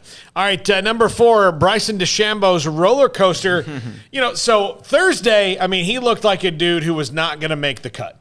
I mean, he really is playing like all the other guys, like Dustin Johnson, who didn't make the cut. Then Friday, I mean, he did that what Bryson DeChambeau does and turned in a really good, solid round. You thought, okay, well, here he's making a move. And then over the weekend, he probably should have missed the cut. Yeah. I mean, that's just how he played. He's explosive. He's explosive in all the directions. And he's putts better than a lot of people give him credit for. He will learn that course. He needs to play more rounds there. Heck, he could win it next year, but he's got a lot of knowledge. He needs to go spend time with Mickelson and Tiger and even with Jordan Spieth, if he would, and learn a little bit more about sit down with Nicklaus. And Nicklaus always said, you never win a major, you let everyone else around you lose it. And that's kind of the case. Wasn't that the case when Tiger won a couple of years ago? Everyone exploded on number 11 or whatever it was on 12. Yeah, number 3, some of the young players that were making moves this week, Will Zalatoris hung on. And I mentioned this to you via text yesterday, Smokey, and Armstrong, I brought it to you. It's like, so at one point, there's 2 holes left, and you're down by 4 strokes. And then, because Hideki Matsuyama's not playing real aggressive golf, all of a sudden, you're only down 2 strokes. Yep. And he's going to the final hole, and you've got to be sitting there in the clubhouse at Augusta where there's decorum, above all, thinking just hit a tree. Hit a tree, miss a short putt. You can't do that in golf. Yeah. You can't, no. But you're human. You're like, well, what'll happen? What'll happen? But he was one of them, and he was steady throughout. I mean, he was consistent the whole time. Victor Hovland really impressed me in that, he didn't let some early struggles get him down. Abraham Answer's a young guy as well, who was pretty steady the whole time. Were they even a part of it? I can't remember. They weren't in the mix, but just the way that they played early on in their Masters careers, they didn't let Augusta. Zalatoris really impressed me. He weighs less than his golf bag. Also, he is a string bean out there. Did you, Armstrong? Did you see the lookalike for Will Zalatoris? I did. Yeah. He looks like Happy Gilmore's caddy. First caddy, all grown up. All right, and number 2, the Justins, Rose and Thomas, both couldn't close. They both looked like they had opportunities to make moves. Justin Thomas, after the rain delay, really hit a wall. Just blew up. Yeah, just blew up. Justin Rose, I mean, it's hard to call that a collapse. He probably. He played his worst round on Sunday. He imploded after the rain delay. Yeah. So, but Justin Rose he had the 2 good early rounds, and then he just probably came back down to earth, which is kind of what happens at the Masters. But neither of them could close, and you thought for a second that both these guys could maybe even win this thing. Yeah, for sure. So, and number 1, that Hideki Matsuyama holds on. I mean, I would think that leading that tournament is one of the most nerve-wracking things in the world. Well, because not only are there problems always, even if you can get low, and the par 5s are easily reachable, most of them, it's that others can pick up 3 strokes on you even if you're playing well because of the 13 and 15. Do you the drive he hit on 13. Did you hear the crackle of the bark and the ball hitting the tree on 13 yesterday? It was like lightning strike. I wish I could find a video of it. It's crack. I mean, it was just like that ball was going to go another 50 yards into the trees. It hit the tree, bounced out kind of towards that first cut. It was a crackle. He got screwed on 15, but so did a couple other guys. He hit the ball. The place was playing different, and he hit the ball, hit a low iron or way over the green. I've never seen it catapult over the green like that on 15 into the water, but he did just enough. He scrambled well. He really scrambled well. Brandel Chambly was mentioning that on the Golf Channel. I mean, he got himself out of jail. Even on number 1, missed a putt for par, almost made par. He finds a way to get around. You have to do that. Yeah. No, but I'm super happy for Hideki Matsuyama. Seems like a really, really calm, cool guy. And look, you have to be. And maybe that might be Bryson DeChambeau's next step for him to win the Masters. To win that one, you really have to get out of your own head a little bit and kind of play outside your body. The reason Tiger's won it so much is because he's really good at that. Or just didn't care about anything else going on, just knew. But DeChambeau, probably lets his, the problems get to him a little bit too much, mad about the greens. He's probably, spend some time dealing with that. But and Rob Bolton nailed it. He said, I don't know, these greens might eat DeChambeau up, and they did. They did. They absolutely did. You got to you can blow it into the trees or into this pine straw, whatever, but you have to have a way of being able to have the angles into the greens or you're just wasting your time. And he'll learn. We'll see what happens. Mickelson, I thought, was pretty cool. Made the cut, got to 300 at one point, but he finished at even par. Does Tiger play in another Masters? No. I don't see it. We don't know. But it's like, because they're really good. But I don't even know we don't know even what his capabilities are of like mobility. I hope to God that he's going to be okay with just that. Yeah. But that's a great question. I threw out that question because that's a reality. And, Matsuyama needs to take the headlines for right now, but I was curious about that. I never thought Tiger would ever win another major, maybe once, but I never thought he would. And then what did he do 2 years ago? After all of the things he had been through personally and also physically, his back, his legs, his knee, and all that, he found a way. So I would never say never with him, but we don't know really what the health prognostication is. Just a great question, though. I hope he does. If there's a guy who through sheer force of will can, overcome the leg injuries that he has, it's Tiger Woods. 2 years ago this week, he did it. Right? I don't know. I know some people don't know if he's going to do that or not. I'd like to look at DeChambeau's how many fairways he hit or how many greens in regulation he hit. Hideki Matsuyama, though, great stuff, Paul. 5 for 555. Again, you have Taiho, the former sumo wrestling god, among others. All those who have won Olympic gold medalists, and there's many in gymnastics and skating, whatever else, but you had Sadahara-o. Ichiro, man. Ichiro. Hideki Matsuyama is now a part of that at the highest level of worship when it comes to sports athletes in the great country of Japan. All right, Armstrong, congratulations on winning the golf. All right, let's go backwards, guys. We had Larry Brown, Aaron Bean, obviously Terry Tegel, Henry Dudot, Kendall Brown. Golly. Obviously, there's a few others. Coach Alvin Brooks. Alvin Brooks Jr. We appreciate his time as well. And hopefully we gave you a look from a different perspective of different eras and players. And tomorrow is the parade. We'll see what we have. We've already lined some things up for that as well. For Paul Catalina, for Armstrong Sims, for Craig Smoak, thank you very much. David Smoak, SicEm365 Radio. Good night.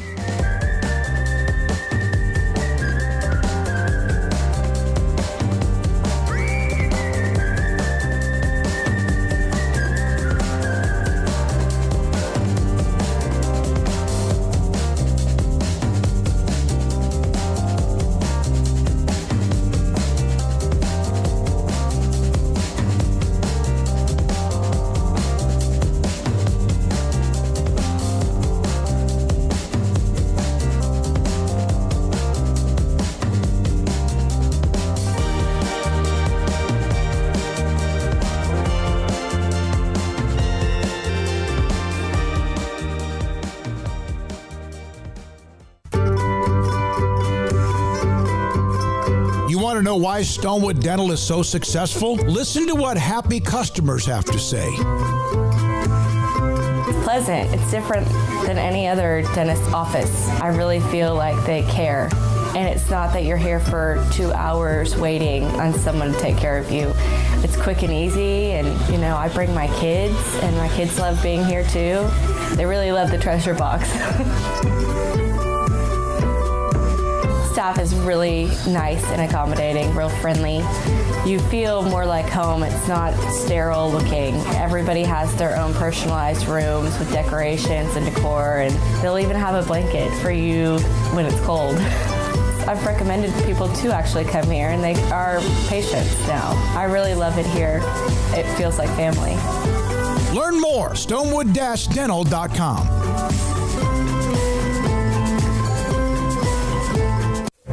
Stepping into the boots of a U.S. Army officer can add confidence and leadership skills to your son or daughter's career path. See all the things they can achieve in our boots at goarmy.com. U.S. Army Waco Recruiting Company, 254-598-8131 or 254-776-1543.